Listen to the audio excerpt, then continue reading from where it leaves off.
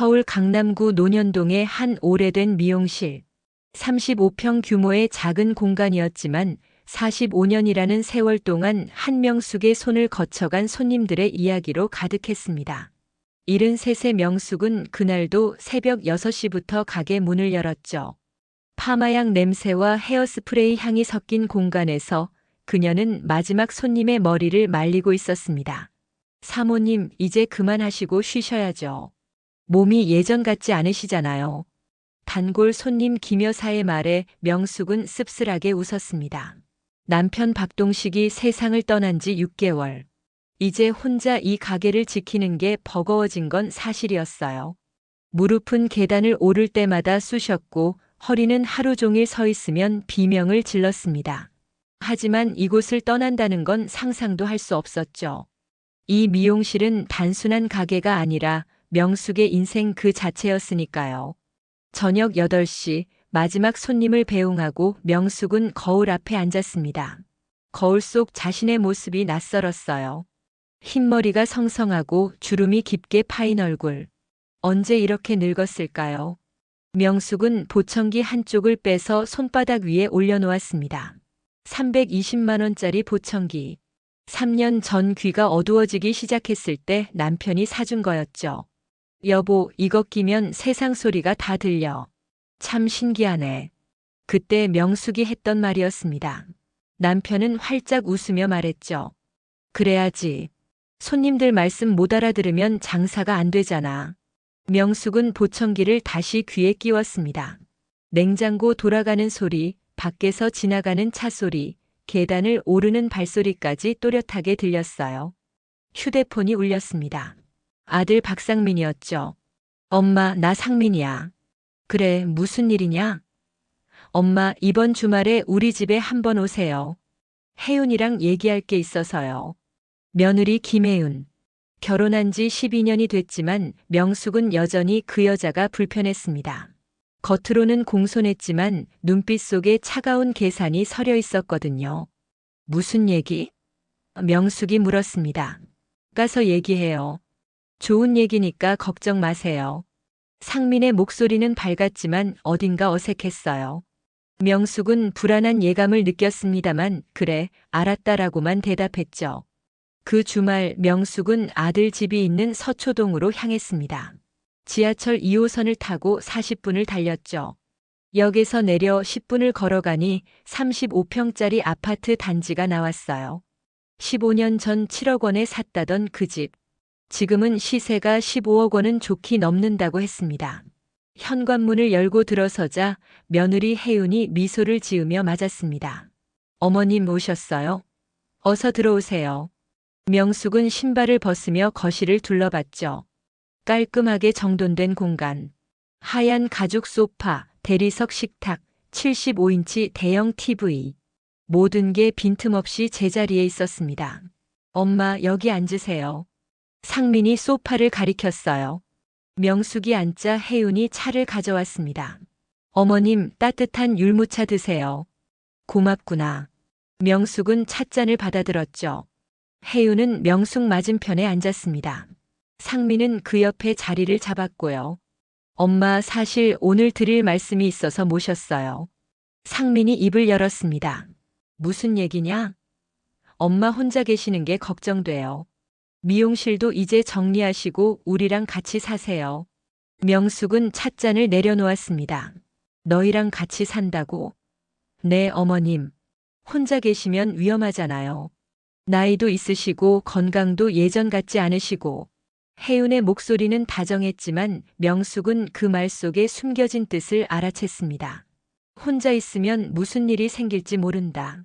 재산 관리도 제대로 못할 거다. 우리가 옆에서 챙겨야 한다. 그런 의미였죠.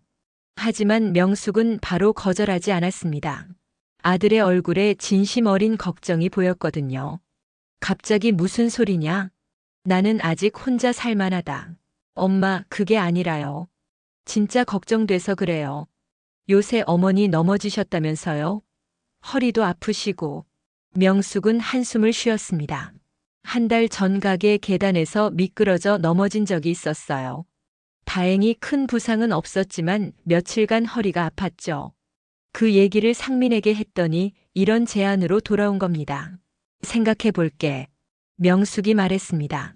엄마, 빨리 결정하세요. 방도 준비해 놨어요. 우리 집 2층에 작은 방 있잖아요. 거기 깔끔하게 정리했으니까 언제든 오시면 돼요. 상민의 말에 혜윤이 고개를 끄덕였죠. 어머님이 오시면 저희도 든든하죠. 가족이 함께 있어야 좋잖아요. 명숙은 그날 저녁 집으로 돌아왔습니다. 미용실 2층, 10평 남짓한 자신의 방. 남편이 남긴 옷가지들, 결혼사진, 오래된 가구들이 그대로 있었어요. 명숙은 창문을 열고 밖을 내다봤습니다. 논현동 거리의 불빛들. 45년간 매일 보던 풍경이었죠. 이걸 떠날 수 있을까요? 며칠 후 명숙은 오랜 친구 정옥희를 만났습니다. 75의 오키는 명숙과 50년 지기 친구였어요. 둘은 근처 찻집에서 마주 앉았죠. 명숙아, 너 왜 그렇게 얼굴이 안 좋아? 오키가 물었습니다. 상민이가 같이 살자고 하더라고. 그래? 좋은 일 아니야? 명숙은 고개를 저었습니다. 잘 모르겠어. 며느리 얼굴을 보면 뭔가 불편하더라고. 그래도 혼자 사는 것보단 낫지. 요새 혼자 사는 노인들 얼마나 위험한데. 뉴스 보면 쓰러져도 아무도 모르잖아. 오키의 말에 일리가 있었습니다. 하지만 명숙의 마음 한구석에는 불안감이 자리 잡고 있었어요. 오키야, 근데 그 미용실 건물 말이야. 그거 내 명이잖아. 그렇지. 너희 남편이 너 명의로 해놨잖아. 그걸 팔아야 하나 싶어. 같이 살려면 짐이 될 것 같고. 오키는 찻잔을 내려놓았습니다. 명수가 그건 절대 안 돼. 그 건물이 너한테 얼마나 중요한데. 남편이 남긴 유산이잖아. 함부로 처분하면 안 돼. 하지만 명수가 내 말 들어. 가족이라고 다 믿으면 안 돼. 특히 돈 문제는. 너 명의로 된 재산은 절대 건드리지 마. 나중에 후회해. 오키의 목소리는 단호했습니다. 명숙은 고개를 끄덕였지만 마음은 여전히 복잡했어요. 2주일 후 명숙은 결정을 내렸습니다. 아들 집으로 가기로 한 거죠. 상민이 너무나 간절하게 부탁했고 실제로 혼자 사는 게 점점 힘들어지고 있었거든요. 미용실은 단골 제자에게 맡기기로 했습니다. 건물은 팔지 않고 그대로 두기로 했고요. 이사날 상민과 혜윤이 짐을 옮기러 왔습니다. 엄마, 이것만 가져가시면 돼요? 상민이 물었죠. 명숙의 짐은 많지 않았습니다. 옷가방 둘, 남편 사진, 그리고 보청기 케이스. 응, 이것만 있으면 돼. 어머님, 미용실 정리는 다 하셨어요? 혜윤이 물었습니다. 응, 다 정리했어. 제자한테 맡겼으니까 걱정 말거라. 차에 짐을 싣고 서초동으로 향했습니다. 명숙은 뒷좌석에 앉아 창밖을 바라봤어요. 논현동 거리가 점점 멀어졌죠. 가슴 한구석이 텅 빈 것 같았습니다. 이게 맞는 결정일까? 명숙은 스스로에게 물었지만 답은 나오지 않았어요. 아들 집에 도착했습니다. 혜윤이 2층 작은 방으로 안내했죠. 어머님, 여기가 어머님 방이에요. 작지만 햇볕 잘 들고 좋아요. 6평 남짓한 방. 작은 창문 하나, 옷장 하나, 침대 하나가 전부였습니다. 명숙은 짐을 풀기 시작했어요. 옷을 정리하고 남편 사진을 책상 위에 올려놓았죠. 엄마, 저녁 먹어요. 상민이 불렀습니다. 명숙은 1층 거실로 내려갔어요. 식탁에는 저녁 식사가 차려져 있었습니다. 혜윤이 만든 된장찌개와 생선구이, 나물 반찬들. 어머님, 입에 맞으실지 모르겠네요. 혜윤이 말했죠. 아니다, 잘 먹겠다. 명숙은 수저를 들었습니다. 식사 중에 TV가 켜져 있었어요. 혜윤의 딸 박지우가 거실 소파에서 만화를 보고 있었죠. 13살 중학생이었습니다. TV 소리가 꽤 컸어요.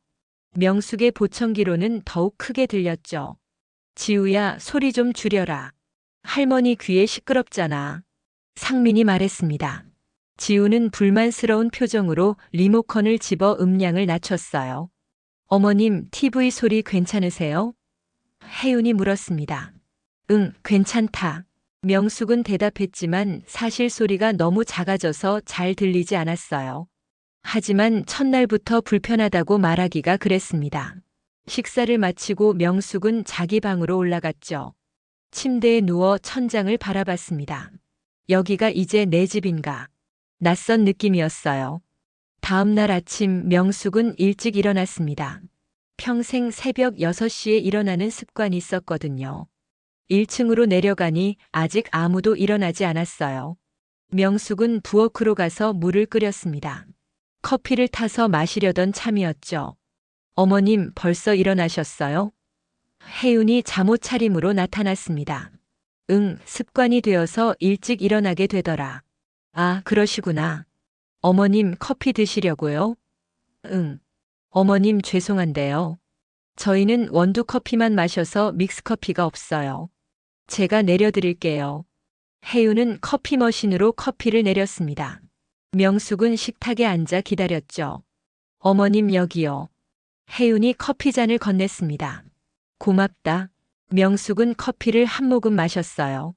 쓴맛이 강했습니다. 설탕을 넣지 않은 블랙커피였죠. 어머님 설탕 드릴까요? 아니다, 괜찮다. 혜윤은 명숙 맞은편에 앉았습니다. 어머님, 앞으로 저희랑 사시면서 불편한 거 있으면 말씀하세요. 그래, 고맙다. 아, 그리고 어머님. 한 가지만 부탁드릴게요. 뭐냐? 저희 집이 좀 조용한 편이거든요. TV 소리나 발소리 같은 거 조금만 조심해 주시면 감사하겠어요. 지우가 공부할 때 소음에 민감해서요. 명숙은 고개를 끄덕였습니다. 알겠다. 감사해요, 어머님. 혜윤은 미소를 지었지만 그 미소는 차갑게 느껴졌어요. 명숙은 커피를 다 마시고 자기 방으로 돌아갔습니다.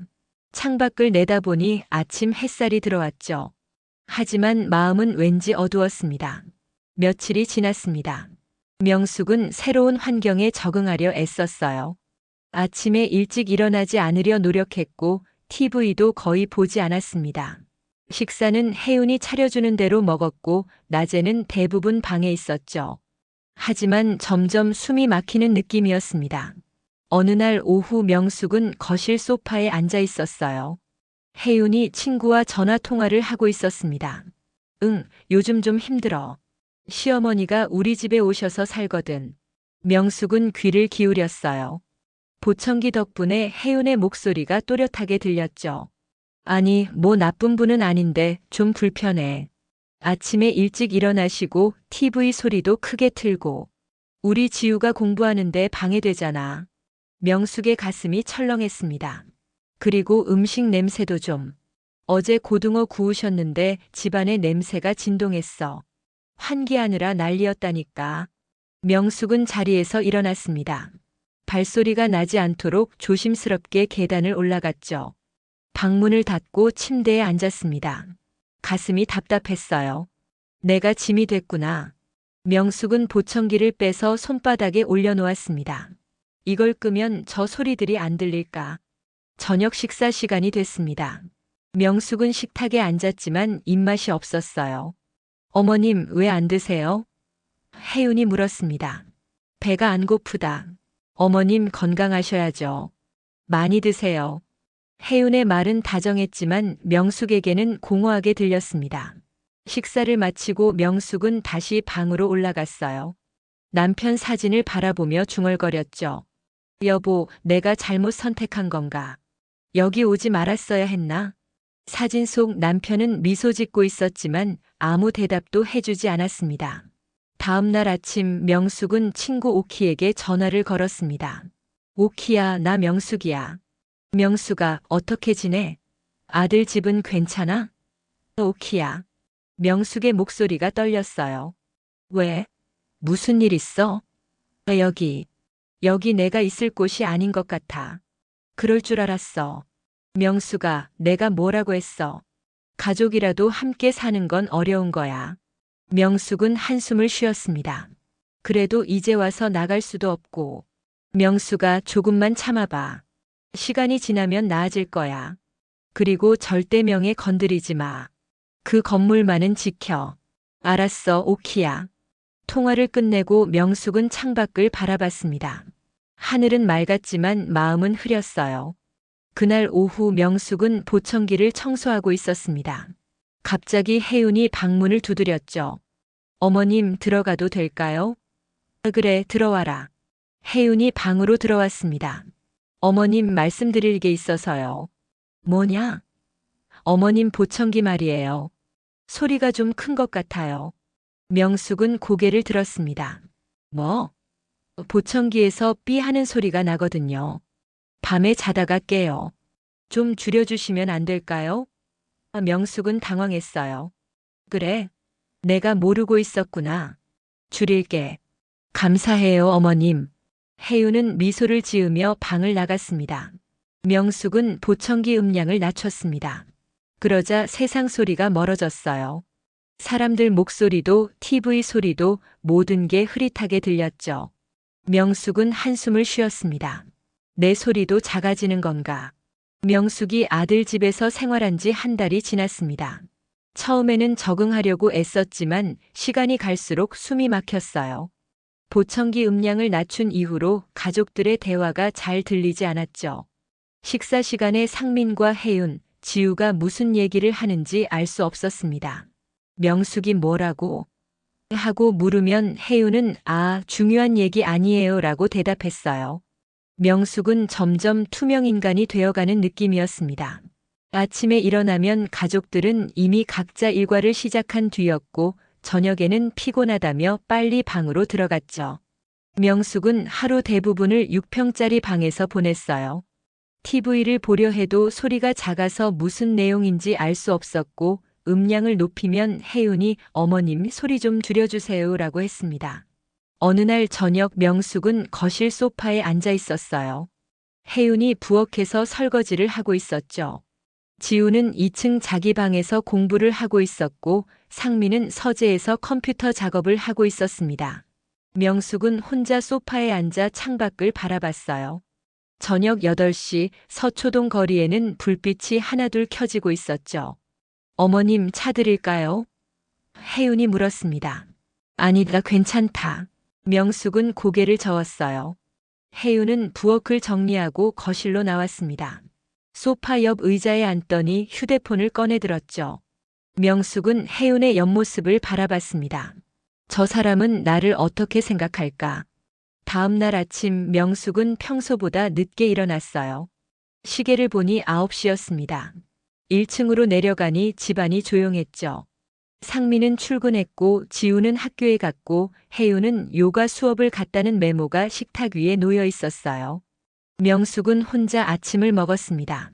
냉장고에서 밥과 반찬을 꺼내 전자레인지에 데웠죠. 식사를 마치고 설거지를 하려는데 문득 이상한 느낌이 들었어요. 귀에서 보청기가 느껴지지 않았습니다. 명숙은 손으로 귀를 만져봤죠. 보청기가 없었어요. 분명히 아침에 꼈는데. 명숙은 식탁 주변을 둘러봤습니다. 없었어요. 방으로 올라가 침대 주변을 살폈지만 보청기는 보이지 않았죠. 1시간 동안 집안을 뒤졌지만 찾을 수 없었습니다. 명숙은 점점 불안해졌어요. 320만 원짜리 보청기. 남편이 사준 소중한 물건이었죠. 어디에 뒀지? 분명히 어젯밤에 케이스에 넣어뒀는데.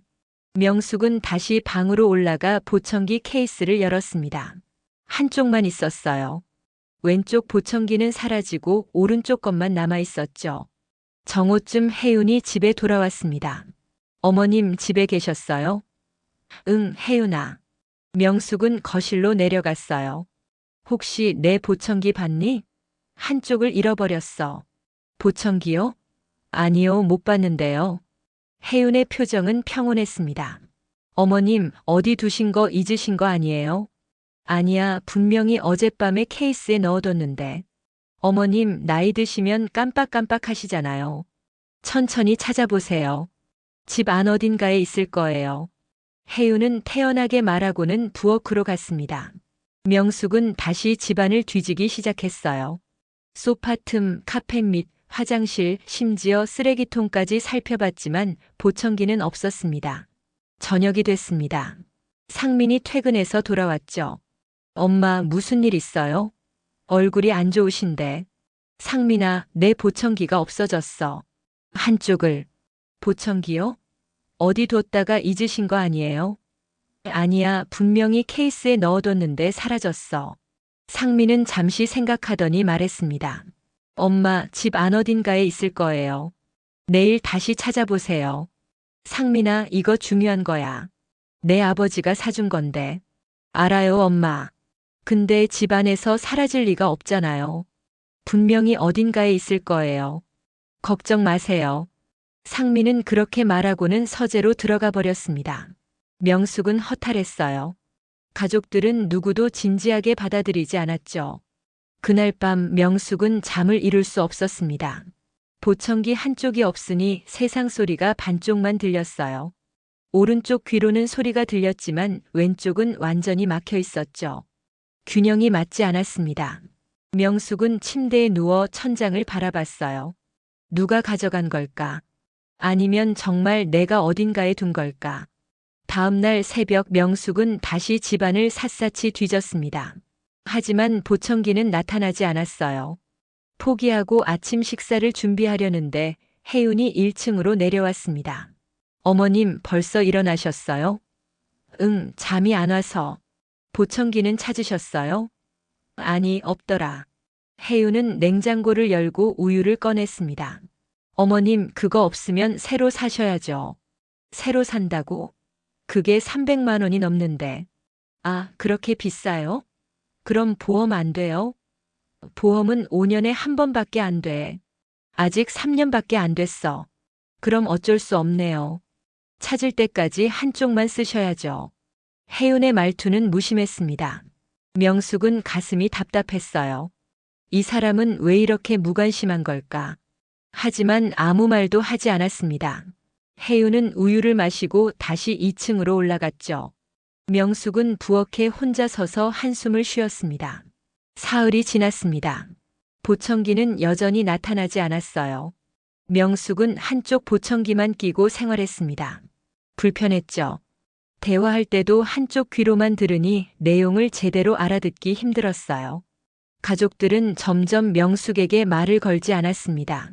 어차피 잘 못 듣는다고 생각했거든요. 어느 날 오후 명숙은 화장실에 가려고 복도를 지나가다가 혜윤의 목소리를 들었습니다. 혜윤이 누군가와 통화를 하고 있었어요. 명숙은 걸음을 멈췄죠. 오른쪽 보청기로 소리가 또렷하게 들렸습니다. 응, 언니. 요즘 진짜 힘들어. 혜윤의 목소리였어요. 시어머니가 우리 집에 계시는데 보청기 소리가 너무 시끄러운 거야. 밤에 자다가 깨. 삐 하는 소리가 계속 나거든. 명숙은 숨을 죽였습니다. 그래서 내가 한쪽을 치워버렸어. 명숙의 심장이 멈췄습니다. 혜윤의 다음 말이 들렸어요. 쓰레기통에 버렸어. 아무도 모를 거야. 어머님은 깜빡하신 줄 아시고 계시고. 혜윤은 웃었습니다. 이제 한쪽만 끼시니까 소리가 작아졌어. 조용하니까 살겠네. 명숙은 그 자리에 얼어붙었습니다. 온몸에 소름이 돋았어요. 손이 떨렸죠.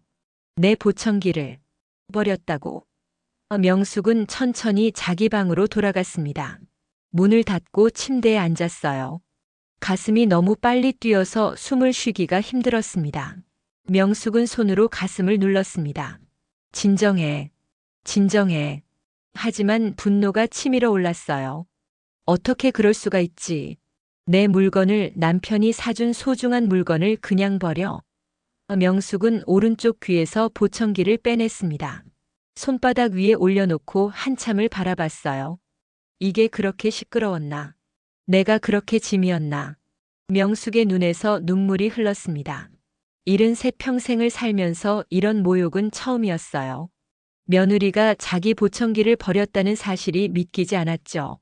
명숙은 옷장을 열고 가방을 꺼냈습니다. 그리고 남편 사진을 꺼내 들었어요.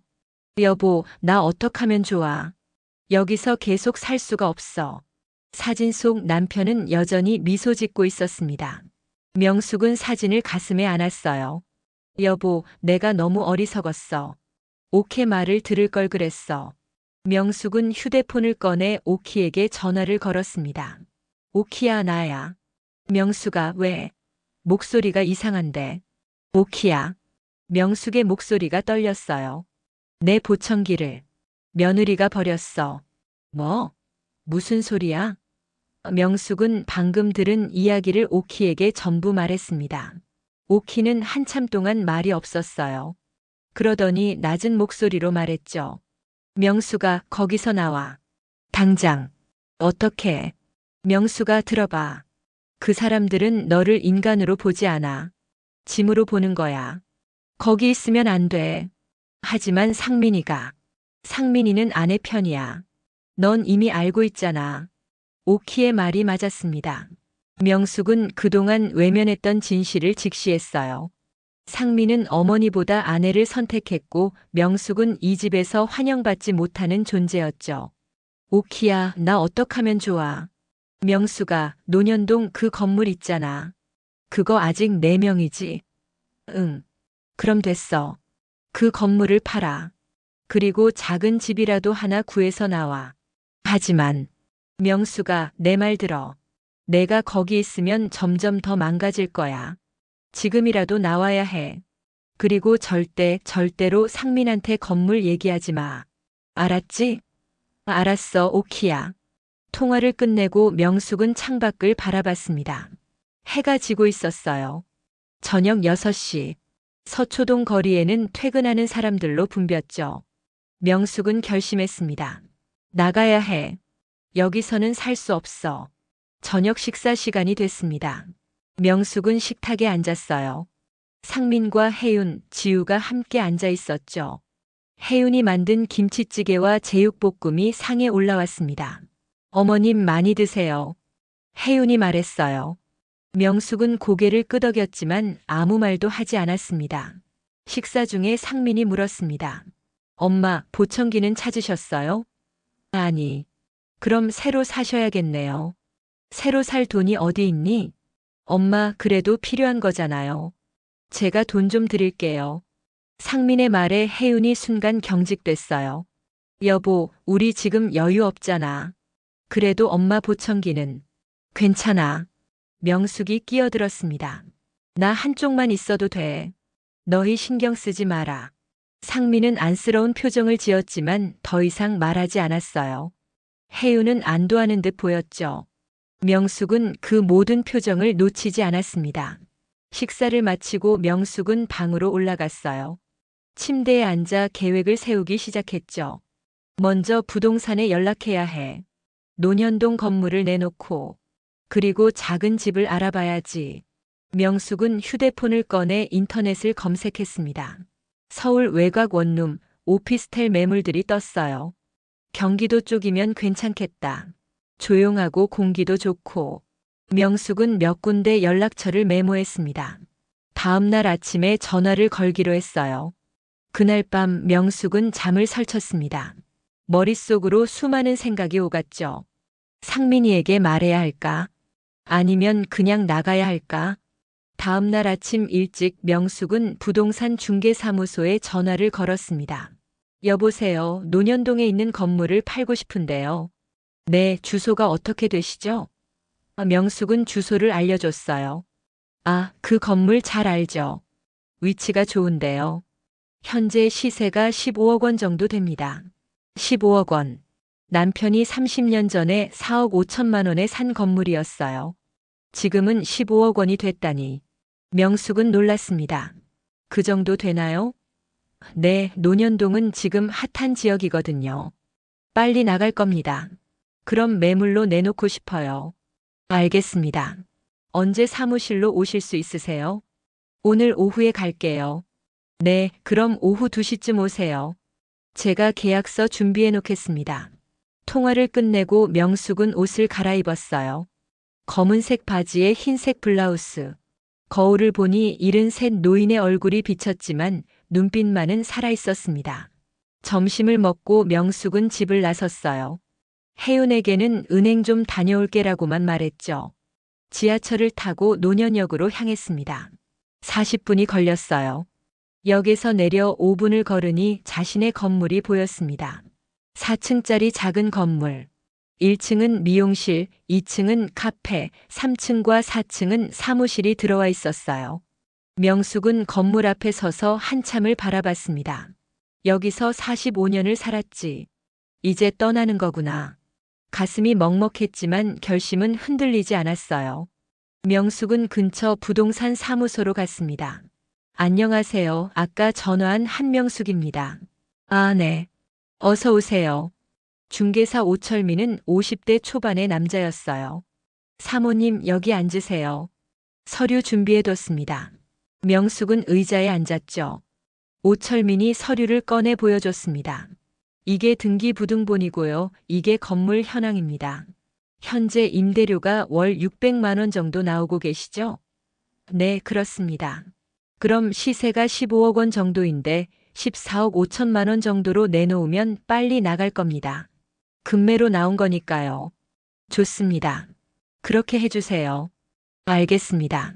그럼 여기 서명해 주시고요. 명숙은 서류에 서명을 했어요. 도장을 찍는 순간 가슴이 철렁했습니다. 이게 맞는 결정일까? 하지만 되돌릴 수는 없었어요. 사모님, 빠르면 일주일 안에 계약자가 나올 겁니다. 연락드리겠습니다. 네, 감사합니다. 명숙은 사무실을 나왔습니다. 거리를 걷는데 발걸음이 무거웠어요. 하지만 동시에 후련한 느낌도 들었죠. 노년역으로 가는 길에 명숙은 친구 오키에게 전화를 걸었습니다. 오키야, 나 건물 매물로 내놨어. 그래? 잘했어, 명숙아. 근데 오키야, 나 떨려. 이게 맞는 걸까? 명숙아, 내가 인간답게 살기 위해 하는 거야. 당연히 맞는 거지. 오키의 목소리는 단호했습니다. 고마워, 오키야. 명숙아, 그리고 집 구할 때 나한테도 상의해. 내가 아는 곳 몇 군데 있어. 그래, 고마워. 통화를 끝내고 명숙은 지하철에 올랐어요. 서초동으로 돌아가는 길. 창밖으로 서울 풍경이 스쳐 지나갔습니다. 명숙은 생각했죠. 이제 곧 자유로워질 거야. 집에 도착하니 혜윤이 거실에 있었습니다. 어머님, 은행 다녀오셨어요? 응. 명숙은 짧게 대답하고 2층으로 올라갔어요. 방문을 닫고 침대에 앉았습니다. 가방에서 부동산 계약서 사본을 꺼내들었죠. 한명숙. 자신의 이름이 또렷하게 적혀 있었어요. 이제 일주일만 참으면 돼. 명숙은 계약서를 옷장 깊숙한 곳에 숨겼습니다. 그리고 창밖을 바라봤어요. 해가 지고 있었죠. 붉은 노을이 하늘을 물들이고 있었습니다. 새로운 시작이 다가오고 있어. 저녁 식사 시간이 됐습니다. 명숙은 식탁에 앉았지만 말이 없었어요. 상민이 물었죠. 엄마, 괜찮으세요? 오늘 말씀이 없으시네. 응, 괜찮다. 좀 피곤해서. 그럼 일찍 주무세요. 상민은 그렇게 말하고 다시 식사를 계속했습니다. 혜윤은 명숙을 흘끔 쳐다봤지만 아무 말도 하지 않았어요. 식사를 마치고 명숙은 방으로 올라갔습니다. 샤워를 하고 침대에 누웠어요. 오른쪽 귀에 보청기를 빼서 케이스에 넣었죠. 세상이 조용해졌습니다. 명숙은 눈을 감았어요. 조금만 더 참자. 조금만. 사흘이 지났습니다. 명숙은 평소처럼 생활했어요. 아침에 일어나고 식사하고 방에서 시간을 보냈죠. 하지만 머릿속으로는 계속 계획을 세우고 있었습니다. 건물이 팔리면 어디로 갈까? 경기도 용인쯤이 좋을까? 아니면 수원? 명숙은 인터넷으로 집을 알아봤어요. 그러던 어느 날 오후 휴대폰이 울렸습니다. 오철민이었죠. 사모님, 좋은 소식입니다. 매수자가 나타났어요. 명숙의 심장이 뛰었어요. 정말요? 네, 14억 원에 계약하겠답니다. 내일 오셔서 계약서에 도장 찍으시면 됩니다. 알겠습니다. 내일 갈게요.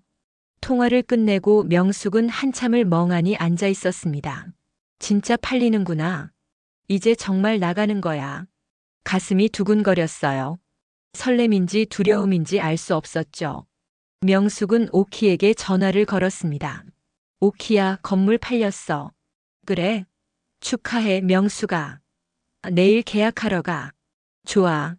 명숙아, 이제 내 인생이야. 내 마음대로 살아. 다음 날 아침 명숙은 일찍 일어났습니다. 옷을 갈아입고 가방을 챙겼어요. 신분증, 도장, 통장, 필요한 서류들을 전부 넣었죠. 혜윤에게는 병원 좀 다녀올게라고 말했습니다. 어머님, 어디 아프세요? 아니, 정기검진. 아, 그러세요. 조심히 다녀오세요. 명숙은 집을 나섰어요. 지하철을 타고 논현역으로 갔습니다. 부동산 사무소에 도착하니 오철민과 매수자가 기다리고 있었어요. 매수자는 40대 중반의 남자였습니다. 안녕하세요. 저는 김태준이라고 합니다. 네, 반갑습니다. 명숙은 자리에 앉았죠. 오철민이 계약서를 펼쳐놓았습니다. 자, 그럼 계약 진행하겠습니다. 매매 금액은 14억 원이고요. 계약금은 1억 4천만 원, 중도금 4억 2천만 원, 잔금 8억 4천만 원입니다. 명숙은 고개를 끄덕였어요. 잔금은 언제 받나요? 한 달 후입니다. 사모님께서 건물을 비워주시면 그때 잔금 치르기로 했습니다. 알겠습니다. 명숙은 계약서를 꼼꼼히 읽었어요. 모든 내용이 맞았습니다. 그럼 여기 서명하시고 도장 찍어주세요. 명숙은 떨리는 손으로 도장을 꺼냈죠. 꼭 도장을 찍는 순간 45년의 세월이 마침표를 찍었습니다. 매수자도 도장을 찍었어요. 계약 완료됐습니다. 축하드립니다. 오철민이 말했죠. 김태준이 수표를 건넸습니다. 계약금 1억 4천만 원입니다. 명숙은 수표를 받아 가방에 넣었어요. 감사합니다. 아니요, 좋은 건물 구매하게 해주셔서 감사합니다. 김태준은 정중하게 인사했죠. 사무소를 나온 명숙은 은행으로 향했습니다. 수표를 입금하고 통장을 확인했어요. 1억 4천만 원. 숫자가 또렷하게 찍혀 있었죠. 명숙은 한숨을 내쉬었습니다. 이제 시작이야. 은행을 나와 근처 카페로 갔어요. 커피를 주문하고 창가 자리에 앉았습니다. 휴대폰을 꺼내 집 매물을 검색했어요. 경기도 용인시의 오피스텔이 눈에 들어왔죠. 15평, 보증금 5천만 원에 월세 60만 원. 조용한 주택가에 위치해 있고 관리비도 저렴했습니다. 여기가 좋겠다. 명숙은 부동산에 전화를 걸었어요. 여보세요. 용인시 처인구 오피스텔 보고 연락드렸어요. 네, 아직 있습니다. 언제 보러 오시겠어요? 내일 갈 수 있을까요? 네, 가능합니다. 내일 오전 10시에 현장에서 뵙죠. 감사합니다. 통화를 끝내고 명숙은 커피를 마셨어요. 따뜻한 액체가 목을 타고 내려갔습니다. 마음이 조금 편안해졌죠. 카페를 나와 논현동 거리를 걸었습니다. 45년을 살았던 동네. 모든 게 익숙했어요. 저 모퉁이 슈퍼, 건너편 약국, 옆 건물 분식집. 명숙은 천천히 걸으며 풍경을 눈에 담았죠. 이제 안녕이구나. 미용실 앞에 섰습니다. 유리창 너머로 제자가 손님의 머리를 자르고 있는 모습이 보였어요. 명숙은 문을 열고 들어갔습니다. 선생님. 제자 윤미선이 반갑게 맞았죠. 미선아, 잘 있었니? 네, 선생님. 오늘 어쩐 일이세요? 그냥 얼굴 보러 왔어. 명숙은 가게 안을 둘러봤습니다. 거울, 의자, 드라이기. 모든 게 그대로였어요. 미선아, 가게 잘 지켜줘서 고마워. 뭐료, 선생님. 당연한 거죠. 미선은 활짝 웃었습니다. 명숙은 미선의 어깨를 두드렸어요. 미선아, 곧 이 가게 주인이 바뀔 거야. 새 주인한테 잘 보여. 네. 무슨 말씀이세요? 건물을 팔았어. 한 달 후면 새 주인이 들어와. 미선은 놀란 표정을 지었죠. 선생님 왜요? 갑자기.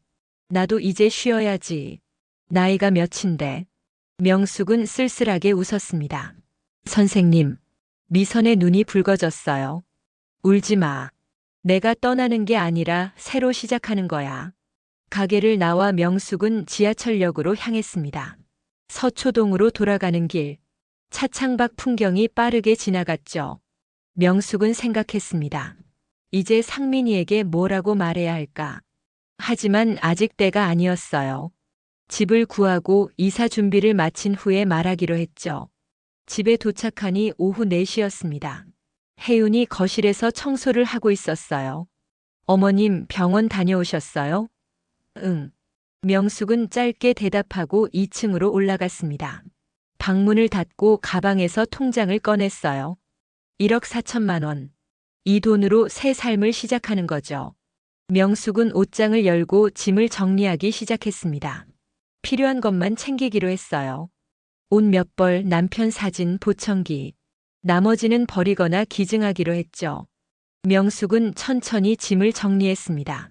하나하나 손에 쥘 때마다 추억이 떠올랐어요. 저녁이 됐습니다. 식탁에 앉았지만 명숙은 식사를 제대로 하지 못했어요. 머릿속이 복잡했죠. 상민이 물었습니다. 엄마 왜 안 드세요? 배가 안 고프다. 병원에서 뭐라고 했어요? 별일 없대. 나이 들면 다 그런 거래. 명숙은 대충 둘러댔어요. 상민은 더 이상 묻지 않았습니다. 혜윤은 명숙을 힐끗 쳐다봤지만 아무 말도 하지 않았죠. 식사를 마치고 명숙은 방으로 올라갔어요. 침대에 누워 천장을 바라봤습니다. 내일 집을 보러 가자. 그리고 빨리 결정하자. 다음 날 아침 명숙은 일찍 일어났습니다. 용인으로 가야 했어요. 혜윤에게는 친구 만나러 간다고 말했죠. 어머님 어디 가세요? 오케 만나러. 아, 그러세요. 조심히 다녀오세요. 명숙은 집을 나섰습니다. 지하철과 버스를 갈아타고 용인시 처인구에 도착했어요. 2시간이 걸렸죠. 약속 장소에 도착하니 부동산 중개인이 기다리고 있었습니다. 안녕하세요, 한명숙입니다. 네, 어서 오세요. 저는 이주영이라고 합니다. 오피스텔 보러 가시죠. 오피스텔은 걸어서 5분 거리에 있었어요. 조용한 주택가였죠.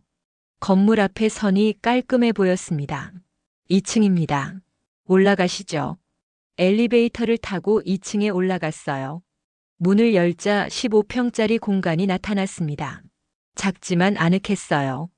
거실과 방이 하나씩, 작은 부엌과 화장실. 창문으로는 햇빛이 잘 들어왔죠. 어떠세요? 이주영이 물었습니다. 좋네요. 명숙은 방 안을 둘러봤어요. 여기서 혼자 사시기에 딱 좋습니다. 관리비도 한 달에 8만 원밖에 안 나와요. 보증금이 5천만 원이죠? 네, 월세는 60만 원입니다. 명숙은 계산을 해봤어요. 1억 4천만 원에서 5천만 원을 빼면 9천만 원. 거기에 잔금 8억 4천만 원까지 합하면 충분히 살 수 있었죠. 계약하겠습니다. 정말요? 좋습니다. 그럼 사무실로 가시죠. 부동산 사무실로 가서 계약서를 작성했습니다. 입주는 언제 하시겠어요? 2주일 후에 할게요. 알겠습니다. 명숙은 계약금 500만 원을 현금으로 건넸어요. 나머지는 입주할 때 드릴게요. 네, 괜찮습니다. 계약서에 도장을 찍었죠. 사무실을 나온 명숙은 주변을 둘러봤습니다. 조용한 동네였어요. 근처에 작은 마트와 약국, 병원이 있었죠. 여기서 살 수 있겠다. 명숙은 만족스러웠습니다. 버스 정류장으로 걸어가며 오키에게 전화를 걸었어요. 오키야, 나 집 구했어. 진짜? 어디? 용인이야. 작은 오피스텔인데 괜찮더라. 잘했어, 명숙아. 이제 짐 싸고 나오기만 하면 되겠네. 응. 2주일 후에 이사할 거야. 내가 도와줄게. 고마워, 오키야. 통화를 끝내고 명숙은 버스에 올랐습니다. 서울로 돌아가는 길. 창밖으로 용인 풍경이 보였어요. 산과 들, 작은 집들. 명숙은 미소를 지었죠. 서초동 집에 도착하니 저녁 7시였습니다. 혜윤이 저녁 준비를 하고 있었어요. 어머님 늦으셨네요. 응, 친구랑 오래 얘기했어. 그러세요. 씻고 오세요. 곧 저녁 먹을 거예요. 명숙은 2층으로 올라갔습니다. 샤워를 하고 옷을 갈아입었어요. 거울을 보니 자신의 얼굴이 조금 밝아 보였죠. 이제 곧이야. 조금만 더 참자. 명숙은 거울 속 자신에게 말했습니다. 저녁 식사를 하고 방으로 돌아왔어요. 침대에 앉아 계획을 세웠죠. 2주일 동안 짐을 조금씩 정리하자. 그리고 떠나는 날 상민에게 말하자. 다음 날부터 명숙은 조금씩 짐을 정리하기 시작했습니다. 필요 없는 옷은 기증하기로 했어요. 책과 소품들도 정리했죠. 혜윤이 어머님 뭐 하세요? 라고 물으면 오래된 거 정리하는 거야 라고 대답했습니다. 혜윤은 의심하지 않았어요. 일주일이 지났습니다. 명숙의 짐은 거의 정리됐어요. 큰 가방 2개면 충분했죠. 그리고 마침내 오철민에게서 전화가 왔습니다. 사모님, 잔금 날짜 잡혔습니다. 이번 주 금요일입니다. 알겠습니다. 명숙의 심장이 뛰었어요. 금요일. 이틀 후였죠. 명숙은 오키에게 전화를 걸었습니다. 오키야, 금요일에 잔금 받아. 그날 떠날 거야. 알았어. 내가 차 가져갈게. 같이 가자. 고마워, 오키야. 명숙은 떨리는 목소리로 말했어요. 명숙아, 떨지 마. 넌 잘하고 있어. 응, 알아. 목요일 밤 명숙은 잠을 이룰 수 없었습니다. 내일이면 모든 게 끝나는 거죠. 더 정확히 말하면 새로 시작하는 겁니다. 명숙은 침대에서 일어나 창밖을 바라봤어요. 서초동의 밤 풍경. 불빛들이 반짝이고 있었죠. 안녕, 이곳. 명숙은 속으로 작별 인사를 했습니다. 금요일 아침이 밝았습니다. 명숙은 평소처럼 일어났어요. 하지만 오늘은 특별한 날이었죠. 옷을 갈아입고 가방을 챙겼습니다. 신분증, 도장, 통장, 그리고 남편 사진. 모든 걸 가방에 넣었어요. 남은 짐은 큰 가방 2개에 정리했죠. 아침 식사를 하러 내려갔습니다. 상민과 혜윤이 식탁에 앉아 있었어요. 엄마, 오늘 어디 가세요? 상민이 명숙의 차림새를 보고 물었죠. 은행 좀 가야 해서. 아, 그러세요. 상민은 더 이상 묻지 않았습니다. 명숙은 밥을 먹었지만 목으로 넘어가지 않았어요. 식사를 마치고 명숙은 다녀올게라고 말하고 집을 나섰습니다. 하지만 이번엔 돌아오지 않을 거예요. 엘리베이터를 타고 1층으로 내려갔죠. 현관을 나서는 순간 명숙은 뒤를 돌아봤습니다. 12년 전 아들이 입주했던 아파트. 한 달 동안 자신이 머물렀던 곳. 안녕. 오키가 근처에서 차로 기다리고 있었어요. 명숙아, 타. 명숙은 차에 탔습니다. 오키야, 고마워. 뭘? 친구 좋다는 게 이럴 때 쓰라고 있는 거지. 차가 출발했어요. 논현동으로 향했죠. 부동산 사무소에 도착하니 오철민과 매수자가 기다리고 있었습니다. 사모님 오셨군요. 잔금 준비됐습니다. 오철민이 말했죠. 매수자 김태준이 수표를 건넸어요. 잔금 8억 4천만 원입니다. 명숙은 수표를 받아 확인했습니다. 숫자가 정확했어요. 감사합니다. 건물 열쇠 주시겠어요? 명숙은 가방에서 열쇠를 꺼내 건넸습니다. 이제 제 건물입니다. 김태준이 말했죠. 명숙은 고개를 끄덕였습니다. 이제 끝이구나. 사무소를 나와 은행으로 갔어요. 수표를 입금했죠. 통장 잔액을 확인하니 14억 원이 찍혀 있었습니다. 명숙은 한숨을 내쉬었어요. 이제 진짜 자유야. 오키와 함께 미용실 앞에 섰습니다. 마지막으로 안을 들여다봤어요. 제자 미선이 손님을 맡고 있었죠. 명숙은 문을 열고 들어갔습니다. 선생님. 미선이 반가워했어요. 미선아, 나 이제 가. 네. 어디요? 새로운 곳으로. 잘 지내라. 명숙은 미선을 안아줬습니다. 선생님 건강하세요. 미선의 눈에서 눈물이 흘렀어요. 너도 잘 지내고 여기서 열심히 해. 명숙은 미선의 등을 토닥이며 말했죠. 가게를 나와 오키의 차에 탔습니다. 용인으로 가자. 알았어. 차가 출발했어요. 명숙은 뒤를 돌아보지 않았습니다. 용인으로 가는 길은 생각보다 멀게 느껴졌습니다. 고속도로를 달리는 동안 명숙은 창밖만 바라봤어요. 서울을 벗어나니 풍경이 달라졌죠. 높은 건물 대신 낮은 주택들이, 복잡한 거리 대신 한적한 길이 펼쳐졌습니다. 오키가 라디오를 켰어요. 잔잔한 음악이 흘러나왔죠. 명숙아, 후회 안 해? 오키가 물었습니다. 명숙은 고개를 저었어요. 아니, 이게 맞는 것 같아. 그래, 잘 생각했어. 인간은 존중받으며 살아야지. 짐처럼 취급받으면 안 되는 거야. 오키의 말에 명숙은 고개를 끄덕였습니다. 고마워, 오키야. 내가 없었으면 나 어떻게 했을까? 뭘 친구 좋다는 게 이럴 때 있으라고 있는 거지. 오키는 밝게 웃었죠. 차는 경부 고속도로를 빠져나와 용인 시내로 접어들었습니다.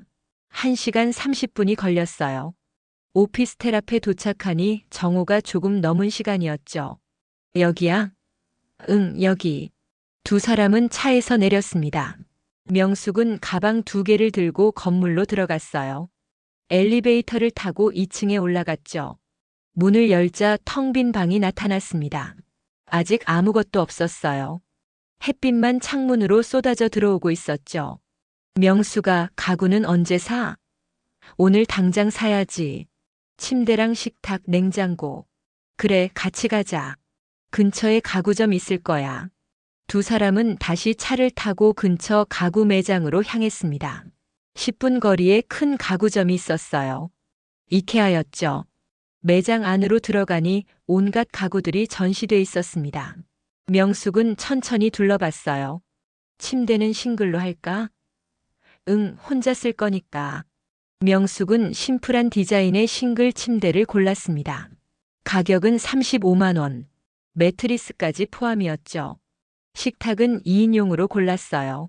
작은 원형 테이블에 의자 2개. 18만 원이었습니다. 냉장고는 중고로 사기로 했죠. 새 제품은 너무 비쌌거든요. 오키야, 중고 냉장고는 어디서 사? 네이버 중고 장터 보면 많아. 집에 가서 찾아보자. 그 외에도 필요한 것들을 샀습니다. 행거, 수납장, 전기밥솥, 전자레인지. 총 130만 원이 들었어요. 배송은 언제 되나요? 명숙이 물었습니다. 내일 오전에 가능합니다. 직원이 대답했죠. 그럼 내일 오전으로 해주세요. 명숙은 배송비 8만 원까지 포함해서 결제했습니다. 매장을 나와 근처 식당으로 갔어요. 점심을 먹어야 했죠. 작은 한정식 집이었습니다. 두 사람은 정갈하게 차려진 반찬들과 된장찌개를 앞에 놓고 마주 앉았어요. 맛있게 먹자. 오키가 말했습니다. 명숙은 숟가락을 들었죠. 명수가, 근데 상민이한테는 언제 말할 거야? 오늘 저녁쯤 전화할까봐. 뭐라고 할 건데? 그냥, 나 이제 따로 살기로 했다고. 명숙의 목소리는 담담했어요. 그 사람들 놀라겠다. 그래도 어쩔 수 없지. 내 인생이니까. 식사를 마치고 두 사람은 오피스텔로 돌아왔습니다. 방 안에서 청소를 시작했어요. 먼지를 닦고 바닥을 쓸었죠. 2시간 동안 열심히 청소하니 방이 깨끗해졌습니다. 이제 좀 살만하겠네. 오키가 말했어요. 응, 고마워 오키야. 뭘? 나도 재미있었어. 오랜만에 이런 거 해보니까. 오키는 웃으며 말했죠. 오후 5시 오키는 집으로 돌아갔습니다. 명수가 혼자 괜찮겠어? 응, 괜찮아. 조심히 가. 내일 가구 오면 연락해. 필요한 거 있으면 언제든 말하고. 알았어, 고마워. 오키가 떠나고 명숙은 혼자 방에 남았습니다. 텅 빈 공간. 하지만 답답하지 않았어요. 오히려 시원한 느낌이었죠. 명숙은 창문을 열었습니다. 시원한 바람이 불어왔어요. 저녁 공기가 상쾌했죠. 명숙은 창가에 서서 밖을 바라봤습니다. 조용한 주택가. 멀리 산이 보였어요. 서울과는 완전히 다른 풍경이었습니다. 명숙은 깊게 숨을 들이마셨죠. 여기서 새로 시작하는 거야. 가슴이 벅찼습니다. 두려움보다는 설렘이 더 컸어요. 저녁 6시 명숙은 근처 편의점으로 갔습니다. 컵라면과 삼각김밥을 샀어요. 오늘 저녁은 간단하게 때우기로 했죠. 오피스텔로 돌아와 바닥에 앉아 저녁을 먹었습니다. 컵라면이 뜨거웠지만 맛있었어요. 혼자 먹는 밥이 이렇게 편할 줄이야. 식사를 마치고 명숙은 휴대폰을 꺼냈습니다. 상민에게 전화를 걸어야 했어요. 손이 떨렸죠. 번호를 누르고 통화 버튼을 눌렀습니다. 신호음이 울렸어요. 1번, 2번, 3번. 여보세요? 상민의 목소리가 들렸습니다. 상민아, 나야. 엄마, 지금 어디세요? 집에 안 계시던데. 상민아, 나 말 좀 할게. 명숙의 목소리는 차분했어요. 엄마, 무슨 일이에요? 나 이제 너희 집에서 안 살기로 했어. 전화기 너머로 침묵이 흘렀죠. 몇 초간 아무 말도 없었습니다. 엄마, 무슨 소리예요? 갑자기 왜? 갑자기가 아니야. 한 달 동안 생각했어. 엄마, 지금 어디 계세요? 제가 모시러 갈게요. 상민아, 내 말 들어봐. 나는 이제 혼자 살 거야. 용인에 집 구했어. 용인요? 엄마, 무슨 일 있었어요? 명숙은 한숨을 쉬었습니다. 상민아, 너희 집에 있는 게 너무 힘들었어. 나는 거기서 손님도 아니고 가족도 아닌 것 같았어. 엄마, 그게 무슨? 보청기 말이야. 내 보청기 한쪽 혜윤이가 버렸더라. 다시 침묵이 흘렀어요. 더 긴 침묵이었죠. 엄마, 그게. 상민의 목소리가 떨렸습니다. 나 들었어. 혜윤이가 전화 통화하는 거. 보청기 소리가 시끄럽다고 쓰레기통에 버렸다고. 엄마. 상민아, 나는 거기서 더 이상 살 수 없어. 알겠니? 명숙의 목소리는 단호했습니다. 엄마, 혜윤이한테 얘기할게요. 잘못했다고 사과하게 할게요. 다시 오세요. 아니야, 상민아. 이미 늦었어. 나는 이미 결정했어. 엄마, 제발. 상민아, 나는 내 엄마지만 내 인생도 있어. 이제 내가 원하는 대로 살고 싶어. 명숙의 말에 상민은 할 말을 잃었어요. 엄마, 죄송해요. 제가 잘못했어요. 상민의 목소리에서 울음이 섞여 나왔습니다. 상민아, 너를 원망하는 건 아니야. 하지만 나도 존중받으며 살고 싶어. 알겠니? 네, 엄마. 건강하게 잘 지내라. 나도 잘 지낼게. 명숙은 전화를 끊었습니다. 휴대폰을 내려놓으니 손이 떨렸어요. 가슴이 두근거렸죠. 하지만 후회는 없었습니다. 명숙은 창밖을 바라봤어요. 어둠이 내리고 있었습니다. 하늘에는 별이 하나둘 떠오르고 있었죠. 이제 시작이야. 그날 밤 명숙은 바닥에 이불을 깔고 잤습니다. 침대가 아직 오지 않았거든요. 불편했지만 괜찮았어요. 오히려 마음이 편했죠. 보청기를 빼고 누웠습니다. 세상이 조용해졌어요. 하지만 이번에는 그 조용함이 평화로웠습니다. 다음 날 아침 명숙은 일찍 일어났습니다. 새벽 6시. 평생의 습관이었죠. 창문을 열자 시원한 공기가 들어왔어요. 새소리가 들렸습니다. 명숙은 보청기를 끼고 밖을 내다봤죠. 아침 햇살이 따스했어요. 9시에 가구가 도착했습니다. 배송기사 2명이 짐을 날랐죠. 침대, 식탁, 수납장. 모든 걸 조립하는데 1시간이 걸렸습니다. 확인하시고 사인해 주세요. 네, 감사합니다. 명숙은 서명을 하고 기사들을 배웅했어요. 방 안을 둘러봤습니다. 이제 가구가 들어오니 집다운 느낌이 났어요. 명숙은 짐을 풀기 시작했죠. 옷을 정리하고 남편 사진을 책상 위에 올려놓았습니다. 보청기 케이스도 꺼내놓았어요. 한쪽밖에 없었지만 괜찮았습니다. 점심때쯤 휴대폰이 울렸어요. 상민이었습니다. 명숙은 전화를 받지 않았죠. 다시 울렸습니다. 혜윤이었어요. 역시 받지 않았습니다. 문자가 왔죠. 어머님, 죄송합니다. 다시 한번 기회를 주세요. 혜윤의 문자였어요. 명숙은 답장하지 않았습니다. 할 말이 없었거든요. 휴대폰을 내려놓고 짐 정리를 계속했습니다. 오후 2시쯤 중고 냉장고를 파는 사람에게서 연락이 왔어요. 안녕하세요. 냉장고 보러 오신다고 하셨죠? 네, 지금 가도 될까요? 네, 주소 보내드릴게요. 명숙은 주소를 받고 택시를 탔습니다. 15분 거리였어요. 작은 빌라 앞에 도착했죠. 주인은 30대 중반의 여자였습니다. 안녕하세요. 네, 들어오세요. 거실에 냉장고가 놓여 있었어요. 삼성 냉장고 400리터급. 상태가 깨끗했죠. 얼마나 쓰셨어요? 3년 됐어요. 이사 가면서 새로 살 거라 파는 거예요. 얼마예요? 40만 원이요. 명숙은 냉장고 문을 열어봤습니다. 안이 깨끗했어요. 좋네요. 살게요. 감사합니다. 배송은 내일 해드릴게요. 명숙은 계좌 이체로 돈을 보냈습니다. 그리고 주소를 알려줬죠. 내일 오전에 갈게요. 네, 감사합니다. 집으로 돌아오는 택시 안에서 명숙은 생각했어요. 이제 냉장고도 오면 진짜 살림을 차리는 거네. 다음 날 냉장고가 도착했습니다. 기사가 부엌에 설치해줬어요. 잘 쓰세요. 감사합니다. 명숙은 냉장고 문을 열고 닫아봤습니다. 잘 작동했어요. 이제 장을 봐야 했죠. 명숙은 근처 마트로 갔습니다. 마트는 걸어서 10분 거리에 있었어요. 크지는 않았지만 필요한 건 다 있었습니다. 명숙은 카트를 밀며 천천히 둘러봤죠.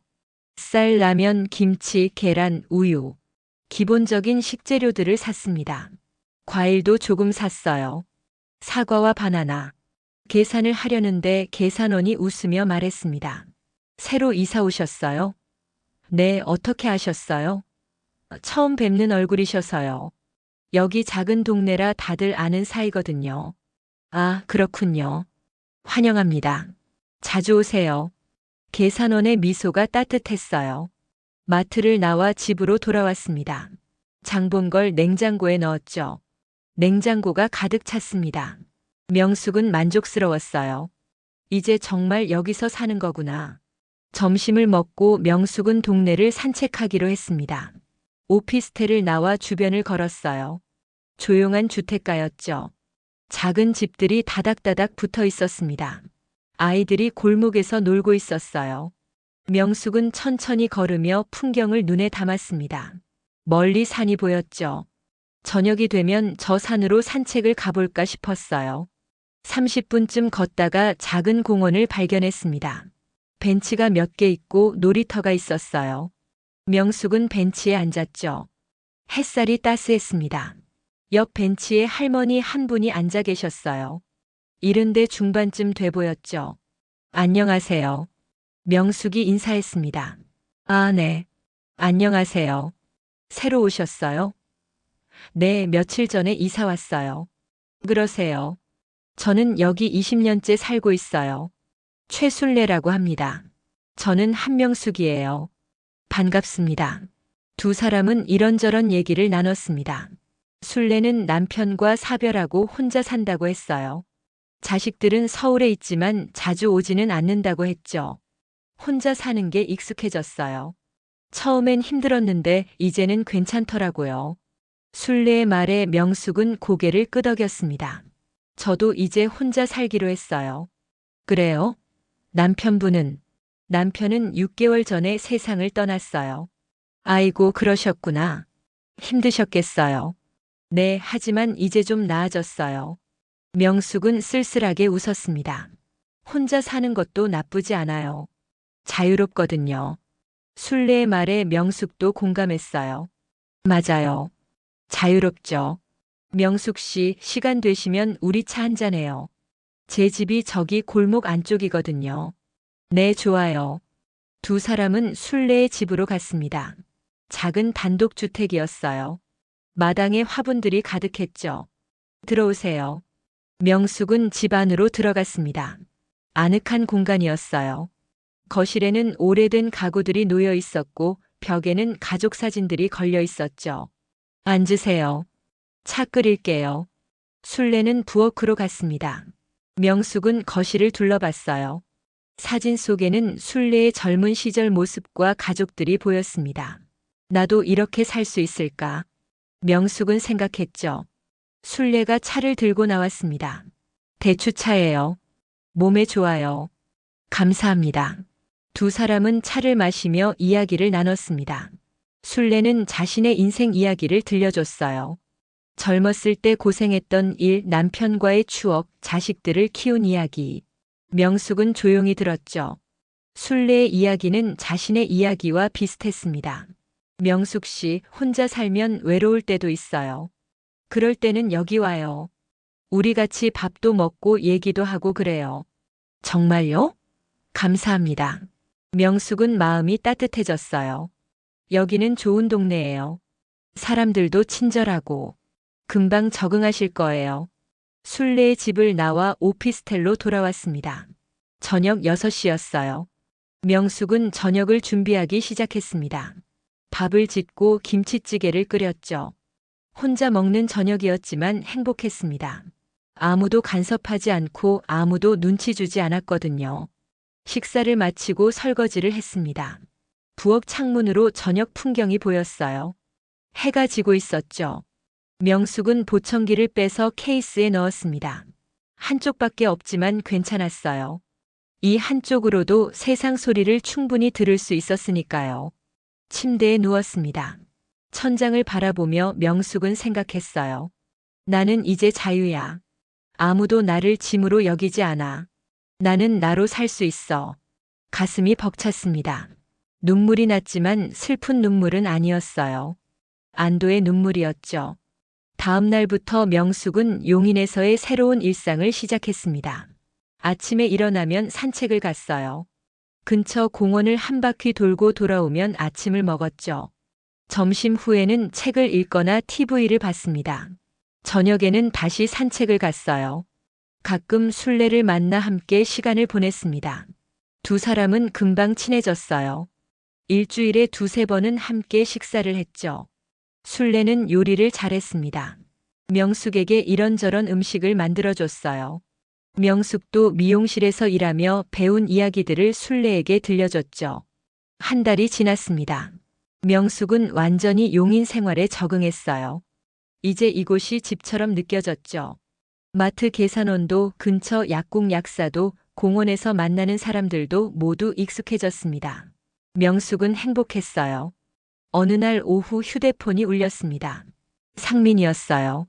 명숙은 잠시 망설이다가 전화를 받았죠. 여보세요. 엄마. 상민의 목소리가 들렸습니다. 무슨 일이니? 엄마 한 번만 만나요. 제발. 상민의 목소리에 간절함이 묻어났어요. 명숙은 한숨을 쉬었습니다. 왜? 엄마 사과하고 싶어요. 혜윤이도 정말 잘못했다고 후회하고 있어요. 명숙은 대답하지 않았습니다. 엄마, 이번 주말에 찾아가도 될까요? 주소 알려주세요. 명숙은 잠시 생각했어요. 알았다. 토요일 오후 2시에 와라. 네, 엄마. 감사합니다. 상민은 안도하는 듯한 목소리로 말했죠. 명숙은 주소를 문자로 보냈습니다. 전화를 끊고 명숙은 창밖을 바라봤어요. 만나서 뭐라고 말해야 할까? 토요일이 됐습니다. 명숙은 아침부터 집을 정리했어요. 청소를 하고 차를 준비했죠. 오후 2시 초인종이 울렸습니다. 명숙은 문을 열었어요. 상민과 혜윤이 서 있었습니다. 혜윤의 손에는 과일 바구니가 들려 있었죠. 엄마. 상민이 먼저 입을 열었습니다. 들어와. 명숙은 담담하게 말했어요. 두 사람이 집 안으로 들어왔습니다. 작은 공간을 둘러보더니 상민이 말했죠. 엄마, 여기서 혼자 사세요? 응. 불편하시겠어요? 아니야. 편해. 명숙의 대답은 짧았습니다. 세 사람은 식탁에 앉았어요. 명숙이 차를 따라줬죠. 혜윤이 입을 열었습니다. 어머님, 정말 죄송합니다. 혜윤의 목소리가 떨렸어요. 보청기. 제가 버린 거 맞아요. 너무 잘못했어요. 명숙은 차를 한 모금 마셨습니다. 알아. 어머님, 그때 제가 정신이 없었어요. 스트레스 받고. 그래도 변명의 여지가 없죠. 정말 죄송합니다. 혜윤의 눈에서 눈물이 흘렀어요. 하지만 명숙의 표정은 변하지 않았습니다. 혜윤아, 그 보청기는 내 남편이 사준 거였어.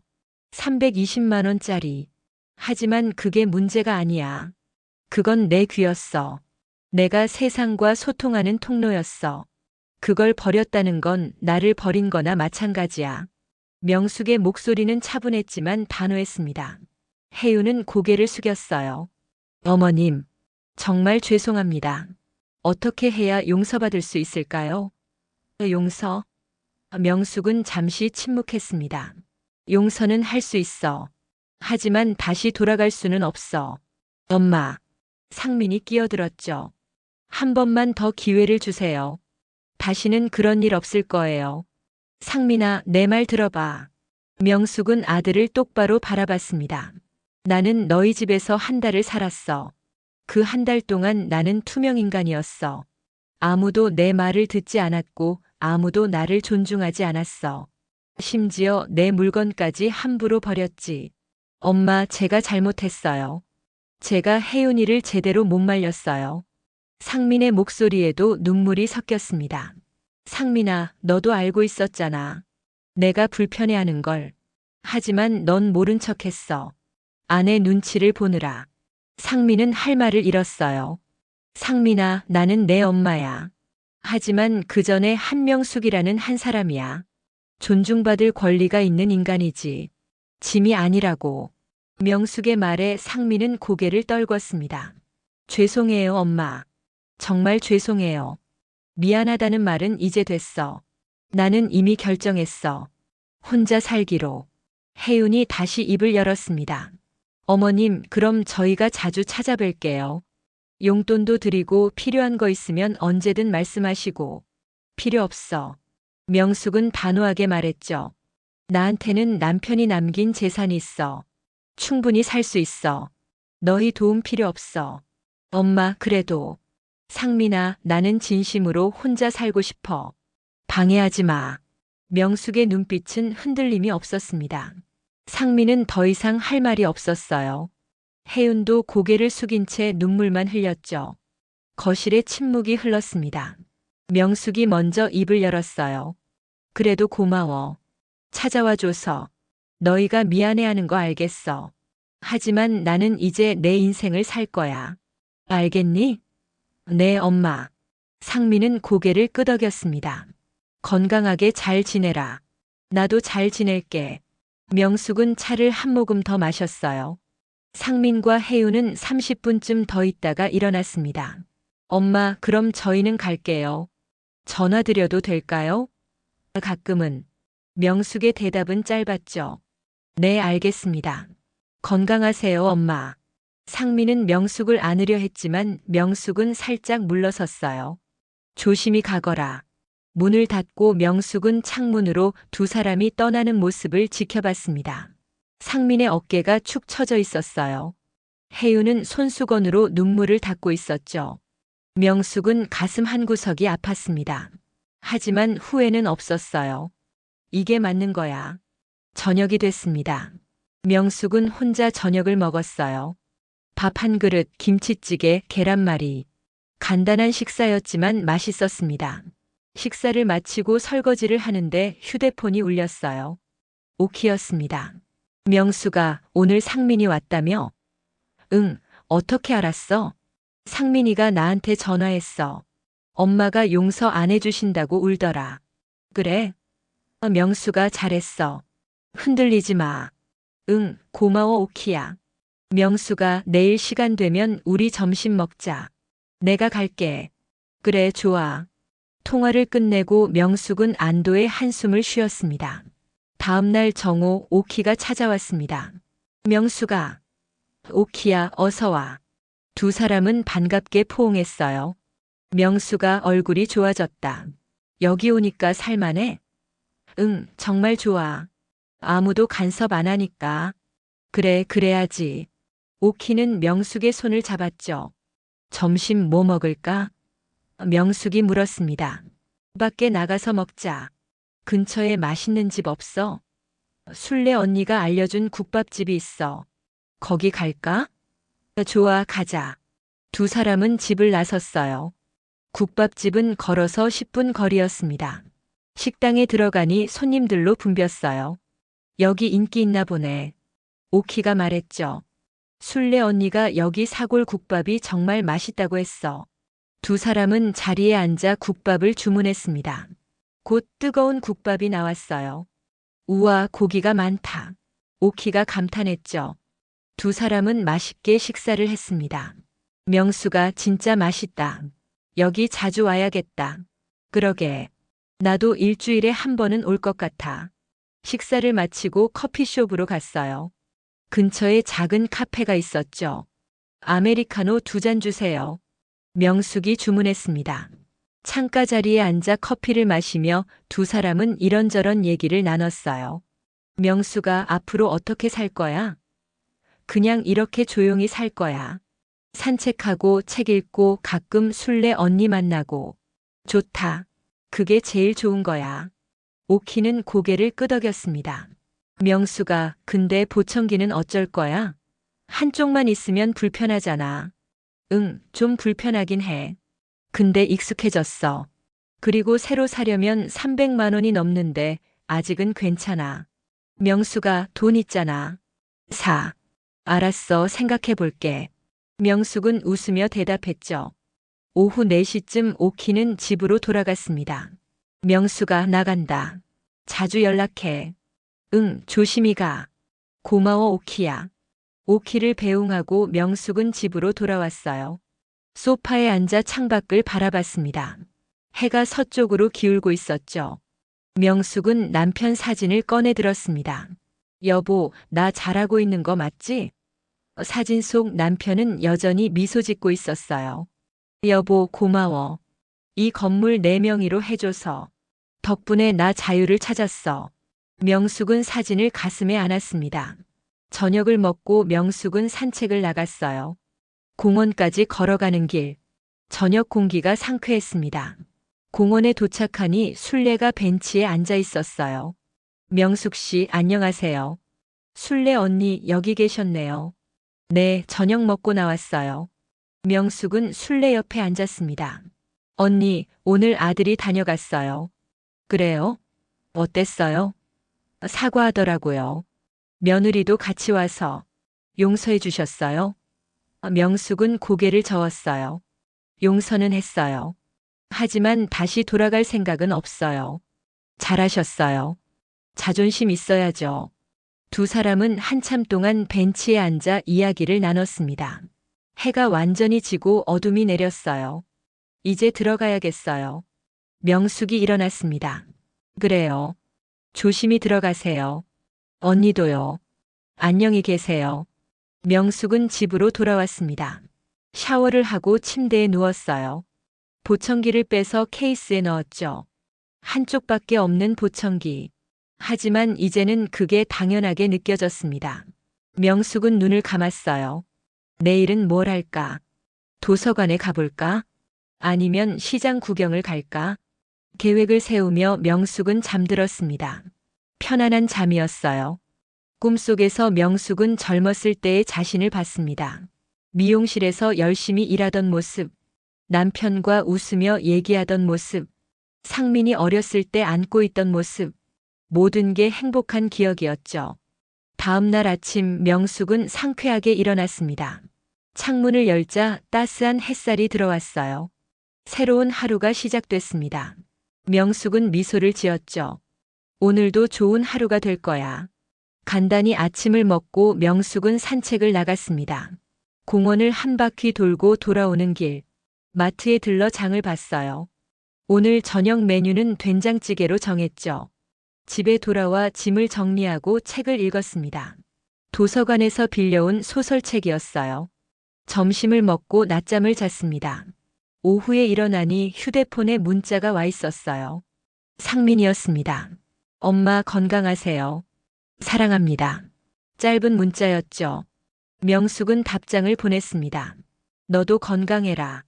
더 이상의 말은 필요 없었어요. 명숙은 휴대폰을 내려놓고 다시 책을 펼쳤습니다.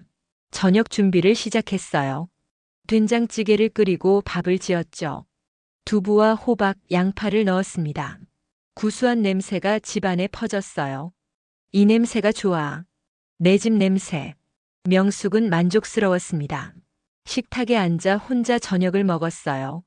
식사를 마치고 설거지를 하는데 초인종이 울렸습니다. 누구일까요? 문을 열자 술래가 서 있었어요. 명숙 씨, 방금 떡을 만들었는데 좀 가져왔어요. 언니 고마워요. 들어오세요. 아니에요, 이거만 드리고 갈게요. 내일 봐요. 네, 감사합니다. 명숙은 떡을 받아들었습니다. 따뜻했어요. 좋은 이웃이 생겨서 다행이야. 명숙은 떡을 한 입 베어 물었죠. 달콤하고 부드러웠습니다. 차를 끓여 떡과 함께 먹었어요. 행복한 저녁 시간이었습니다. 밤이 깊어갔습니다. 명숙은 침대에 누워 하루를 되돌아봤어요. 오늘도 평온한 하루였어. 내일도 이렇게 평화로울까? 명숙은 미소를 지었습니다. 보청기를 빼고 눈을 감았어요. 세상이 조용해졌지만 마음은 따뜻했습니다. 명숙이 용인에서 생활한 지 석 달이 지났습니다. 가을이 깊어지고 있었어요. 거리의 나무들이 노랗고 붉게 물들었죠. 명숙은 이제 완전히 이곳 사람이 됐습니다. 매일 아침 공원을 산책하고 마트 사람들과 인사를 나누고 술래와 함께 차를 마시는 게 일상이 됐어요. 어느 날 아침 명숙은 우편함에서 편지 한 통을 발견했습니다. 발신인은 상민이었어요. 명숙은 편지를 들고 집으로 올라갔죠. 소파에 앉아 봉투를 뜯었습니다. 편지지 2장이 들어 있었어요. 상민의 글씨였죠. 엄마께 그동안 안녕하셨는지요? 저는 매일 엄마 생각을 합니다. 석 달 전 그날 이후로 엄마와 제대로 된 대화를 나누지 못했어요. 문자로만 안부를 묻고 짧은 답장만 받았습니다. 엄마, 저는 진심으로 후회하고 있어요. 엄마를 제대로 챙기지 못한 것, 혜윤이가 엄마를 힘들게 하는 걸 막지 못한 것, 모두 제 잘못입니다. 명숙은 편지를 읽으며 가슴이 먹먹해졌어요. 하지만 계속 읽어내려갔습니다. 엄마, 혜윤이는 요즘 많이 달라졌어요. 자기가 얼마나 큰 잘못을 했는지 깨달았대요. 매일 후회하고 있습니다. 엄마 보청기를 버린 것, 엄마를 존중하지 않은 것, 평생 잊지 못할 거래요. 하지만 엄마께 용서를 구할 자격도 없다고 합니다. 편지는 계속됐어요. 엄마, 저는 엄마가 행복하시길 바랍니다. 용인에서 편안하게 지내신다니 다행이에요. 자주 찾아뵙고 싶지만 엄마께서 원치 않으시는 걸 알기에 참고 있습니다. 하지만 가끔은 연락을 주시면 좋겠어요. 엄마가 건강하신지 불편한 건 없으신지 궁금합니다. 엄마를 사랑합니다. 아들 상민 올림. 명숙은 편지를 내려놓았습니다. 눈시울이 붉어졌어요. 화가 난 건 아니었습니다. 그저 복잡한 감정이 밀려왔죠. 상민이도 힘들었겠지. 명숙은 한숨을 쉬었습니다. 하지만 돌아갈 생각은 없었어요. 이곳에서의 삶이 너무나 평화로웠거든요. 명숙은 편지를 서랍에 넣었습니다. 답장은 나중에 쓰기로 했어요. 지금은 산책을 나가야 할 시간이었죠. 옷을 갈아입고 집을 나섰습니다. 공원으로 가는 길 단풍이 아름다웠어요. 명숙은 천천히 걸으며 풍경을 감상했습니다. 공원에 도착하니 술래가 벤치에 앉아 있었어요. 명숙 씨, 오늘도 산책 나오셨네요. 네, 언니. 아침 공기가 좋아서요. 명숙은 술래 옆에 앉았습니다. 명숙 씨, 얼굴이 좀 어두워 보이네요. 무슨 일 있어요? 아들한테 편지가 왔어요. 그래요? 뭐라고 했는데요? 미안하다고 후회한다고. 명숙은 쓸쓸하게 웃었어요. 엄마 마음이 복잡하시겠어요. 네, 조금은요. 하지만 돌아갈 생각은 없어요. 당연하죠. 명숙 씨는 여기서 행복하잖아요. 술래의 말에 명숙은 고개를 끄덕였습니다. 언니 맞아요. 저 여기서 정말 행복해요. 처음으로 제 마음대로 사는 기분이에요.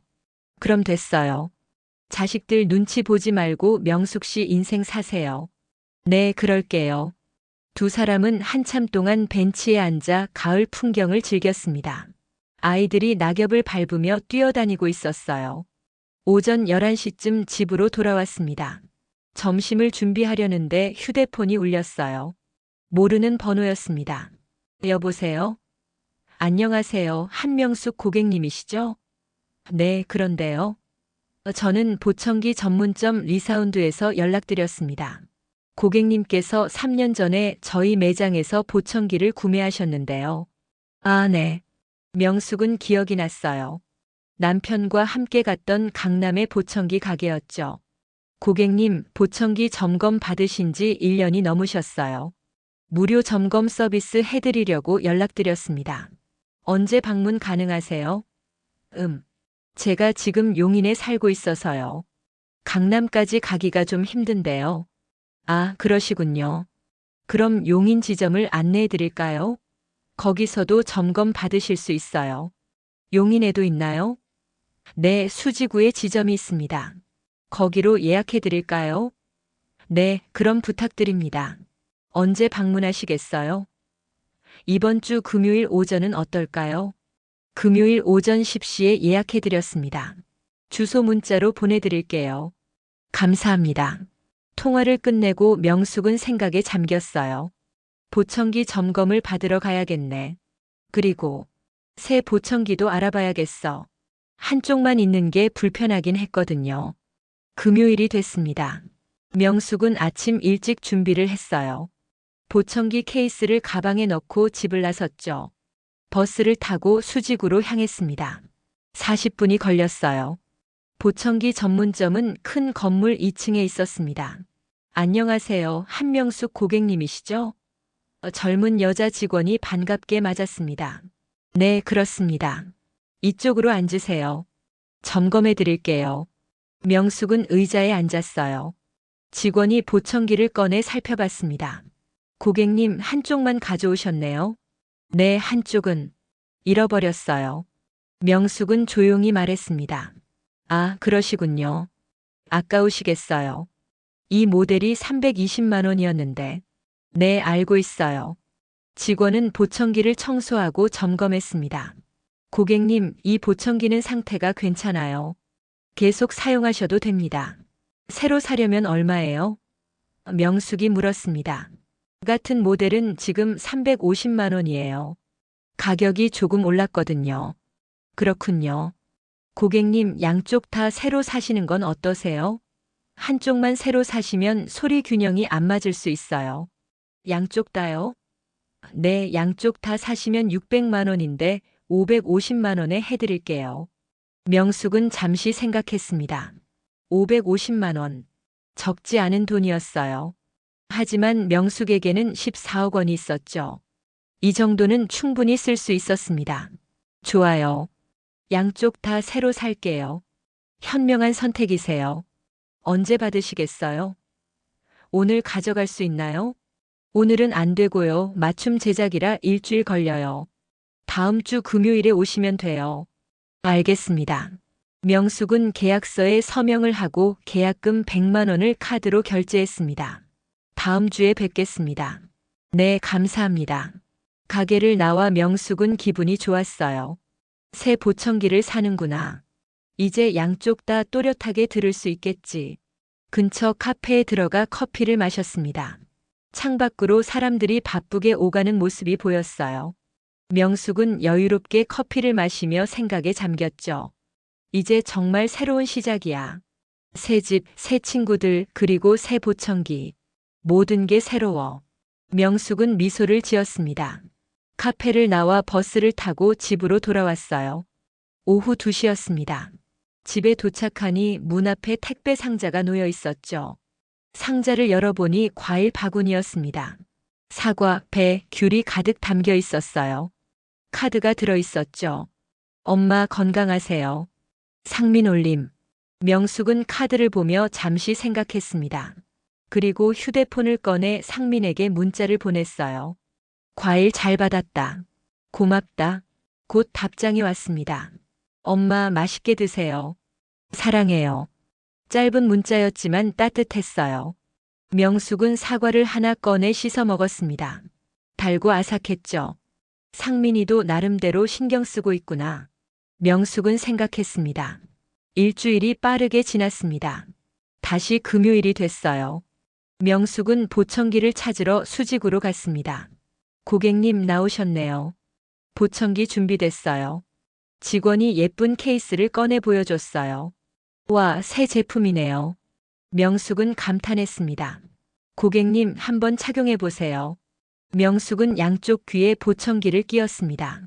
순간 세상 소리가 또렷하게 들려왔어요. 직원의 목소리, 매장 안의 음악, 밖의 차 소리. 모든 게 선명했죠. 어떠세요? 정말 좋네요. 양쪽으로 들으니까 완전히 다르네요. 그렇죠? 이제 편하게 사용하실 수 있을 거예요. 명숙은 잔금 450만 원을 카드로 결제했습니다. 케이스도 드릴게요. 밤에는 여기 넣어서 보관하세요. 네, 감사합니다. 명숙은 가게를 나섰어요. 귀에는 새 보청기. 세상이 완전히 다르게 느껴졌습니다. 버스를 타고 집으로 돌아가는 길. 명숙은 창밖을 바라보며 온갖 소리를 들었어요. 버스 엔진 소리, 사람들의 대화, 휴대폰 알림음. 이 모든 소리가 생생했습니다. 이제 다시 세상과 연결됐어. 명숙은 가슴이 벅찼어요. 집에 도착해서 순례에게 전화를 걸었습니다. 언니, 나 새 보청기 샀어요. 정말요? 축하해요. 양쪽 다 새로 샀어요. 지금 소리가 정말 잘 들려요. 잘하셨어요. 오늘 저녁 우리 집에서 먹어요. 축하주 한잔해요. 좋아요, 언니. 저녁 6시 명숙은 순례의 집으로 갔습니다. 순례는 맛있는 음식을 준비해 놨어요. 잡채, 불고기, 전. 언니, 이렇게 많이 준비하셨어요? 오늘은 특별한 날이잖아요. 명숙 씨가 다시 세상 소리를 찾은 날이니까. 순례는 따뜻하게 웃었습니다. 두 사람은 식탁에 앉아 식사를 했어요. 막걸리도 한 잔씩 마셨죠. 언니 정말 맛있어요. 많이 먹어요. 식사를 하며 두 사람은 이런저런 이야기를 나눴습니다. 명숙은 보청기를 사러 갔던 일, 상민이 보낸 과일 바구니 이야기를 했어요. 명숙 씨, 아들이 계속 신경 쓰고 있나 보네요. 네, 그런 것 같아요. 가끔 문자도 보내고. 명숙 씨는 어때요? 아들이 보고 싶지 않아요? 순례가 물었습니다. 명숙은 잠시 생각했어요. 보고 싶긴 해요. 하지만 아직은 거리를 두고 싶어요. 그래요, 그게 맞아요. 시간이 필요한 거죠. 네, 언니. 두 사람은 막걸리를 한 잔 더 마셨어요. 기분이 좋았습니다. 저녁 9시쯤 명숙은 집으로 돌아왔어요. 조금 취한 상태였죠. 침대에 누워 천장을 바라봤습니다. 오늘 정말 좋은 날이었어. 새 보청기도 샀고 순례 언니랑 맛있는 저녁도 먹고. 명숙은 행복했어요. 보청기를 빼서 케이스에 넣었습니다. 양쪽 다 반짝반짝 빛났죠. 이제 내 귀가 완전해졌어. 명숙은 미소를 지으며 잠들었습니다. 다음 날 아침 명숙은 상쾌하게 일어났습니다. 새 보청기를 끼고 산책을 나갔어요. 세상 소리가 정말 선명했습니다. 새소리, 바람소리, 아이들 웃음소리. 모든 게 아름다웠죠. 공원을 한 바퀴 돌고 집으로 돌아오는 길에 마트에 들렀습니다. 계산을 하려는데 계산원이 말을 걸었어요. 사모님, 오늘 기분이 좋아 보이세요. 네, 새 보청기를 샀거든요. 명숙은 귀를 가리키며 말했습니다. 아, 그러시구나. 잘 들리세요? 네, 정말 잘 들려요. 다행이네요. 건강하세요. 감사합니다. 집에 돌아와 점심을 먹고 있는데 휴대폰이 울렸어요. 상민이었습니다. 명숙은 잠시 망설이다가 전화를 받았죠. 여보세요. 엄마, 저 상민이에요. 그래, 무슨 일이니? 엄마, 다음 주가 추석인 거 아세요? 명숙은 깜빡하고 있었어요. 아, 맞다. 추석이구나. 엄마, 추석에 저희가 찾아뵈어도 될까요? 상민의 목소리에 조심스러움이 묻어났습니다. 명숙은 잠시 생각했어요. 추석. 가족이 모이는 명절이지. 오너라. 하지만 올해는 잊지 마라. 네, 엄마. 감사합니다. 점심때 갈게요. 알았다. 명숙은 전화를 끊었습니다. 추석에 상민이 온다니. 복잡한 마음이었어요. 하지만 나쁘지는 않았습니다. 명절인데 얼굴이라도 보는 게 맞겠죠. 명숙은 창밖을 바라봤어요. 하늘이 맑았습니다. 추석이 다가왔습니다. 명숙은 전날부터 준비를 시작했어요. 집 청소를 하고 음식을 준비했습니다. 전을 부치고 나무를 묻혔죠. 오랜만에 하는 명절 준비였어요. 손이 기억하고 있었습니다. 순례가 도와주러 왔어요. 명숙 씨, 음식 많이 준비하시네요. 아들이 오거든요. 오랜만에 밥이라도 먹이고 싶어서요. 그래요, 좋네요. 제가 돕게요. 두 사람은 함께 음식을 준비했습니다. 갈비찜도 만들고 잡채도 만들었죠. 오후가 되자 상이 가득 차려졌어요. 명숙 씨 대단하세요. 이렇게 많이 준비하시다니. 아들 좋아하는 음식들이에요. 오랜만에 만들어 보네요. 명숙은 뿌듯했습니다. 그럼 저는 이만 갈게요. 가족끼리 좋은 시간 보내세요. 고마워요, 언니. 순례가 돌아간 후 명숙은 옷을 갈아입었습니다. 정오가 되자 초인종이 울렸어요. 명숙은 문을 열었습니다. 상민과 혜윤, 그리고 지우가 서 있었죠. 엄마 추석 잘 보내세요. 상민이 먼저 인사했습니다. 그래, 들어와. 할머니, 안녕하세요. 지우가 공손하게 인사했어요. 그래, 지우야. 많이 컸네. 세 사람이 집 안으로 들어왔습니다. 혜윤이 선물 상자를 건넸어요. 어머님, 이거 드세요. 고맙다. 명숙은 선물을 받아들었습니다. 한우 세트였죠. 많이 드세요. 응. 식탁에 둘러앉았습니다. 상 위에는 명숙이 정성껏 준비한 음식들이 가득했어요. 와, 엄마. 이렇게 많이 준비하셨어요? 상민이 놀라며 말했습니다. 추석인데 그래야지. 감사합니다, 엄마. 상민의 눈이 붉어졌어요. 할머니, 저 갈비찜 좋아해요. 지우가 밝게 말했습니다. 그래? 많이 먹어. 명숙은 지우의 그릇에 갈비를 담아줬어요. 네 사람은 식사를 시작했습니다. 한동안 말없이 먹었죠. 음식을 먹으며 상민이 말했어요. 엄마 맛있어요. 오랜만에 엄마 음식 먹어요. 그래, 많이 먹어라. 혜윤도 조용히 식사를 했습니다. 가끔 명숙을 쳐다봤지만 아무 말도 하지 않았어요. 식사가 끝나갈 무렵 상민이 입을 열었습니다. 엄마, 보청기 새로 사셨어요? 명숙의 귀에 보청기가 보였던 거죠. 응, 지난주에 샀어. 양쪽 다요? 그래, 양쪽 다. 얼마였어요? 제가 드릴게요. 괜찮아. 내가 샀어. 명숙의 대답은 단호했습니다. 엄마, 상민아, 나한테는 돈이 있어. 걱정 마. 상민은 더 이상 말하지 못했어요. 식사를 마치고 차를 마시며 앉아 있었습니다. 지우는 휴대폰을 보고 있었죠. 혜윤이 조심스럽게 입을 열었어요. 어머님, 여기서 불편하신 건 없으세요? 없어. 오히려 편해. 명숙의 대답은 담담했습니다. 외롭지는 않으세요? 아니야. 좋은 친구도 생겼고. 그럼 다행이에요. 혜윤은 고개를 숙였어요. 거실에 침묵이 흘렀습니다. 상민이 일어서며 말했죠. 엄마, 저희는 이만 가볼게요. 오래 있으면 불편하실 것 같아서요. 그래. 명숙도 일어났습니다. 엄마 건강하세요. 자주 연락드릴게요. 그래, 조심히 가거라. 상민은 명숙을 안으려 했어요. 이번에는 명숙도 거부하지 않았습니다. 아들을 안아줬죠. 엄마. 상민의 목소리가 떨렸어요. 건강하게 잘 지내라. 현관까지 배웅했습니다. 할머니, 안녕히 계세요. 지우가 인사했어요. 그래, 잘 가라. 세 사람이 떠나고 명숙은 문을 닫았습니다. 거실로 돌아와 식탁을 바라봤어요. 빈 그릇들이 남아 있었죠. 명숙은 설거지를 시작했습니다. 설거지를 하며 명숙은 생각했어요. 오늘 만남이 나쁘지 않았어. 상민이도 많이 반성한 것 같고. 하지만 여전히 돌아갈 생각은 없었습니다. 이곳에서의 삶이 너무 평화로웠거든요. 설거지를 마치고 소파에 앉아 TV를 켰어요. 명절 특집 프로그램이 나오고 있었습니다. 가족들이 모여 웃고 떠드는 모습. 명숙은 그 모습을 보며 생각했죠. 나도 저랬었지. 가족이 모이면 행복했었는데. 하지만 이제는 달랐어요. 혼자 있는 게 더 편했습니다.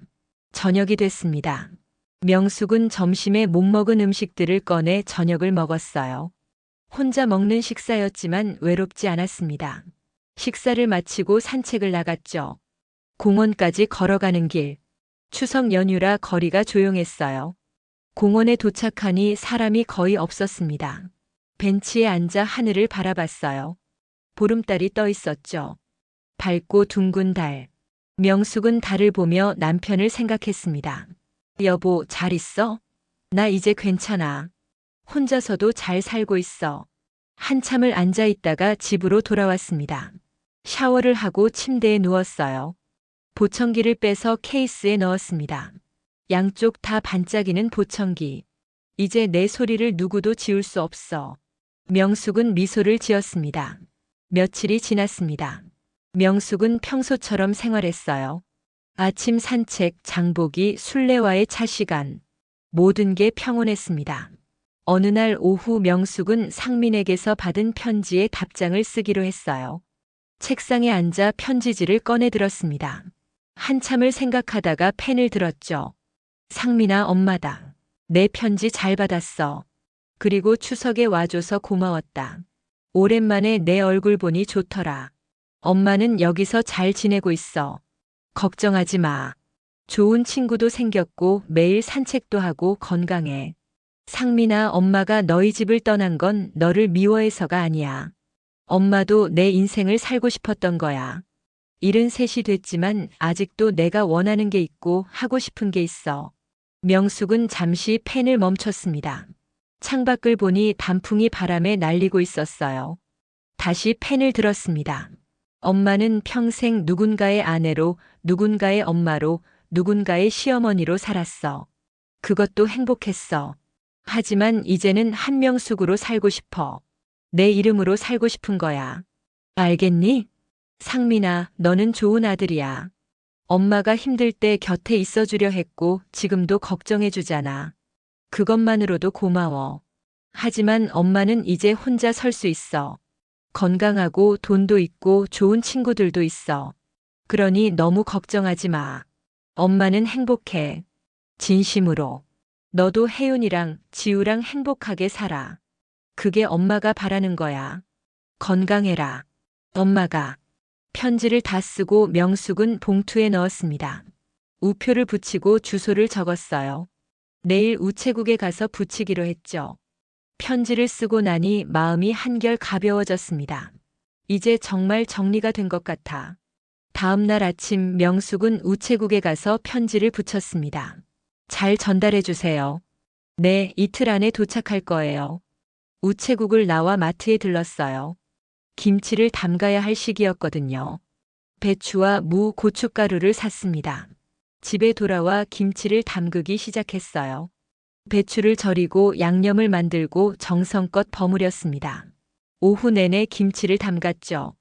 저녁 무렵 김치통 3개가 완성됐어요. 이제 겨울 준비가 됐네. 명숙은 뿌듯했습니다. 김치를 냉장고에 넣고 샤워를 했어요. 몸이 개운해졌습니다. 저녁을 먹고 TV를 보는데 휴대폰이 울렸어요. 오키였습니다. 명수가, 나 오키야. 응, 오키야. 오랜만이다. 명수가, 이번 주말에 시간 돼? 우리 여행 갈까? 여행? 명숙은 놀랐어요. 응, 강원도 속초. 거기 단풍이 정말 예쁘대. 우리 2박 3일 다녀오자. 좋지. 언제 갈 건데? 이번 주 토요일 아침에 출발하자. 내가 다 준비할게. 알았어. 그럼 토요일에 보자. 통화를 끝내고 명숙은 설렜습니다. 여행이라니. 오랜만이네. 주말이 됐습니다. 토요일 아침 7시 오키가 차를 몰고 왔어요. 명수가 출발하자. 응, 가자. 명숙은 작은 여행 가방을 들고 차에 탔습니다. 차가 출발했어요. 고속도로를 달리며 두 사람은 이런저런 얘기를 나눴죠. 명수가 요새 어때? 잘 지내? 응, 정말 좋아. 매일 행복해. 그래? 다행이다. 얼굴이 밝아졌어. 오키야, 다 너 덕분이야. 내가 없었으면 나 어떻게 했을까? 뭘 친구 좋다는 게 이럴 때 있는 거지. 오키는 밝게 웃었습니다. 3시간을 달려 속초에 도착했어요. 바다가 보였습니다. 와, 바다다. 명숙은 감탄했어요. 명수가 숙소 체크인하고 바닷가 산책 갈까? 좋아. 두 사람은 펜션에 짐을 풀고 바닷가로 나갔습니다. 파도 소리가 들렸어요. 명숙의 보청기로 또렷하게 전달됐죠. 바다 소리 정말 오랜만이야. 명숙은 신발을 벗고 모래 위를 걸었습니다. 시원한 바닷바람이 불어왔어요. 명수가 기분 좋지? 응, 정말 좋아. 두 사람은 한참 동안 바닷가를 걸었습니다. 해가 서쪽으로 기울고 있었어요. 노을이 바다를 붉게 물들이고 있었죠. 명수가 저거 봐. 노을 진짜 예쁘다. 정말 아름답다. 두 사람은 모래에 앉아 노을을 감상했습니다. 명수가 우리 나이에 이렇게 여행 다니는 것도 좋지? 응, 정말 좋아. 앞으로 자주 다니자. 그래, 다음에는 어디 갈까? 제주도? 좋아, 제주도도 가보고 싶었어. 두 사람은 웃으며 계획을 세웠어요. 저녁에는 횟집에서 회를 먹었습니다. 신선한 광어와 우럭. 명수가 맛있다. 여기 회 정말 맛있네. 그러게. 오래간만에 회 먹어보네. 두 사람은 소주도 한 잔씩 마셨어요. 기분이 좋았습니다. 펜션으로 돌아와 두 사람은 이야기를 나눴어요. 과거 이야기, 현재 이야기, 미래 계획. 밤이 깊어지도록 대화가 이어졌습니다. 명수가 넌 정말 용기 있어. 73세 새로 시작하다니. 오키야, 나도 처음엔 무서웠어. 하지만 지금은 후회 없어. 그래, 잘했어. 인생은 한 번뿐이잖아. 내 마음대로 살아야지. 맞아. 명숙은 창밖을 바라봤어요. 바다 위로 달빛이 비치고 있었습니다. 오키야, 고마워. 내 곁에 있어줘서.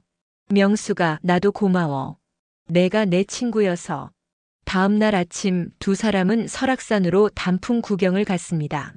케이블카를 타고 올라가니 온 산이 단풍으로 물들어 있었어요. 와, 정말 장관이다. 명숙은 감탄했습니다. 사진 찍자. 오키가 휴대폰을 꺼냈어요. 두 사람은 단풍을 배경으로 사진을 찍었습니다. 산책로를 따라 걸으며 단풍을 감상했어요. 빨강, 노랑, 주황. 온갖 색깔의 나뭇잎들. 명수가 자연은 정말 아름답다. 그러게. 이런 걸 보면 살아있다는 게 느껴져. 두 사람은 천천히 걸으며 가을을 만끽했습니다. 점심은 산 아래 식당에서 막국수를 먹었어요. 시원하고 맛있다. 여기 막국수 유명하대. 식사를 마치고 다시 바닷가로 갔습니다. 이번에는 조개를 구워 먹었어요. 명수가 이거 봐. 조개가 입을 벌리네. 신기하다. 저녁이 되자 집으로 돌아갈 시간이었어요. 아, 벌써 가야 하나? 아쉽다. 명숙이 말했습니다. 그래도 좋은 시간이었어. 다음에 또 오자. 응, 꼭. 두 사람은 차에 올라 서울로 향했습니다.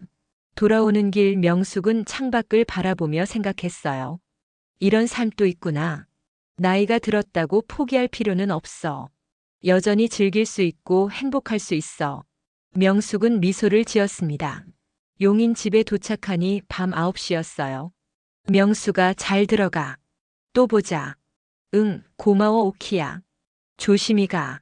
오키가 떠나고 명숙은 집으로 들어갔습니다. 여행 가방을 풀고 샤워를 했어요. 침대에 누우니 피곤이 몰려왔습니다. 하지만 마음은 가벼웠어요. 행복한 피곤이었죠. 정말 좋은 주말이었어. 명숙은 보청기를 빼서 케이스에 넣었습니다. 양쪽 다 잘 작동하고 있었어요. 내 귀, 내 소리.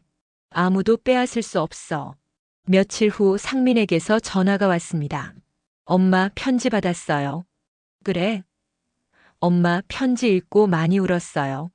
엄마 마음 이해했어요. 그래, 다행이다.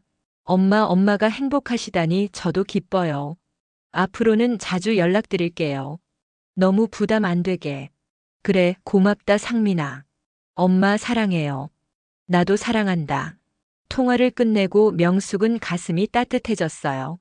상민이도 이제 이해하는구나. 명숙은 안도했습니다. 가을이 깊어지고 겨울이 다가왔습니다. 명숙은 겨울 준비를 했어요. 김장도 했고 두꺼운 이불도 꺼냈죠. 술래와 함께 겨울옷도 정리했습니다.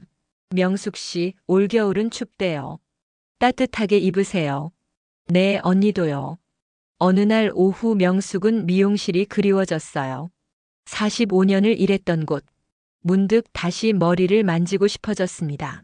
명숙은 술래에게 전화를 걸었어요. 언니, 나 머리 좀 손질해 줄까요? 정말요? 좋아요. 오세요. 순례의 집으로 갔습니다. 앉으세요, 명숙 씨. 어떻게 해드릴까요? 짧게 쳐주세요. 단정하게. 알겠어요. 명숙은 의자에 앉았어요. 순례가 가위를 들었습니다. 명숙 씨 미용 사셨잖아요. 제가 잘할 수 있을까요? 괜찮아요, 언니. 잘하실 거예요. 순례는 조심스럽게 머리를 자르기 시작했어요. 가위질 소리가 들렸습니다. 명숙은 그 소리를 들으며 과거를 떠올렸죠. 그때가 그립기도 하네. 하지만 지금이 더 좋아. 30분 후 머리가 완성됐습니다. 명숙 씨 다 됐어요. 거울 보세요. 명숙은 거울을 봤어요. 단정하게 잘린 머리. 얼굴이 환해 보였습니다. 언니 잘하셨어요. 감사해요. 다행이네요. 마음에 드셔서. 집으로 돌아오는 길 명숙은 가벼운 발걸음이었어요. 새로운 머리, 새로운 기분. 모든 게 새로워지는 것 같아. 집에 도착해서 거울을 다시 봤습니다. 73 노인의 얼굴이었지만 눈빛만은 살아있었어요. 저녁을 먹고 명숙은 책상에 앉았습니다. 일기를 쓰기 시작했어요. 오늘도 좋은 하루였다. 순례 언니가 머리를 손질해줬다. 거울을 보니 새로운 내가 보였다. 73, 늦은 나이지만 아직도 변할 수 있다. 아직도 새로울 수 있다. 나는 이제 한명숙으로 산다. 누군가의 그림자가 아닌 나 자신으로. 일기를 다 쓰고 명숙은 남편 사진을 꺼내 들었습니다. 여보, 나 잘하고 있지? 여보가 남긴 건물 덕분에 나 자유를 찾았어. 고마워, 여보. 하늘에서 편히 쉬어. 사진에 입맞춤을 하고 제자리에 놓았어요. 창밖을 보니 첫눈이 내리고 있었습니다. 하얀 눈송이들이 천천히 떨어지고 있었어요. 명숙은 창문을 열었습니다. 차가운 공기가 들어왔죠. 손을 내밀어 눈송이를 받았어요. 차갑지만 아름다웠습니다. 새로운 계절이 시작되는구나.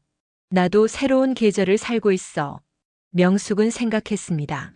보청기를 통해 눈 내리는 소리가 들렸어요. 아주 작고 섬세한 소리. 이 소리를 들을 수 있다는 게 얼마나 감사한지. 명숙은 보청기를 만져봤습니다. 양쪽 귀에 달린 작은 기계. 이것이 자신을 세상과 연결해주는 통로였죠. 누구도 이제 이걸 빼앗을 수 없었습니다. 명숙 자신이 지킨 것이었으니까요. 침대에 누워 명숙은 마지막으로 하루를 되돌아봤습니다. 아침 산책, 순례와의 시간, 새로운 머리, 첫눈. 모든 순간이 소중했어요. 명숙은 미소를 지었습니다. 보청기를 빼서 케이스에 넣었죠. 세상이 조용해졌습니다. 하지만 이제 그 침묵은 두렵지 않았어요. 오히려 평화로웠죠. 왜냐하면 명숙은 알고 있었으니까요. 내일 아침 다시 보청기를 끼면 세상 소리가 돌아올 거라는 걸. 그리고 그건 온전히 명숙 자신의 선택이라는 걸. 눈을 감으며 명숙은 중얼거렸습니다. 나는 한명숙이다. 73살. 혼자 살지만 외롭지 않다. 자유롭고 행복하다. 내 소리를 되찾았다. 내 인생을 되찾았다. 그렇게 명숙은 편안하게 잠들었습니다. 창밖에서는 여전히 눈이 내리고 있었어요. 하얀 눈이 세상을 덮어가고 있었죠. 마치 모든 것을 새롭게 시작할 수 있다는 듯이 명숙의 얼굴에는 평온한 미소가 걸려 있었습니다. 그녀는 꿈을 꾸고 있었어요. 봄날의 꿈을. 꿈속에서 명숙은 젊었습니다. 미용실에서 웃으며 일하고 있었어요. 하지만 이번에는 달랐죠. 아무도 명숙을 억누르지 않았습니다. 명숙은 자유로웠어요. 자기 목소리로 웃고 자기 마음대로 살았습니다. 그리고 꿈속 명숙은 알고 있었어요. 이게 단순한 꿈이 아니라는 걸. 이제 현실이 됐다는 걸. 73세 나이에 명숙은 마침내 자신의 인생을 살게 됐습니다. 누구의 그림자도 아닌 한명숙으로서. 아침이 밝았습니다. 명숙은 눈을 떴어요. 창밖에는 눈이 그쳤고 햇살이 비치고 있었습니다. 새로운 하루가 시작됐죠. 명숙은 보청기를 꺼내 귀에 끼었습니다. 세상 소리가 돌아왔어요. 새소리, 바람소리, 멀리서 들리는 아이들 웃음소리. 모든 소리가 아름다웠습니다. 명숙은 창문을 열었어요. 차가운 공기와 함께 새로운 하루가 시작됐습니다. 좋은 아침. 명숙은 세상에게 인사했습니다. 그리고 명숙은 알고 있었어요. 오늘도 내일도 그 이후의 모든 날들도 자신의 것이라는 걸. 이제 아무도 명숙의 소리를 지울 수 없었습니다. 왜냐하면 명숙이 스스로 지키기로 결심했으니까요. 자신의 존엄을, 자신의 목소리를, 자신의 인생을.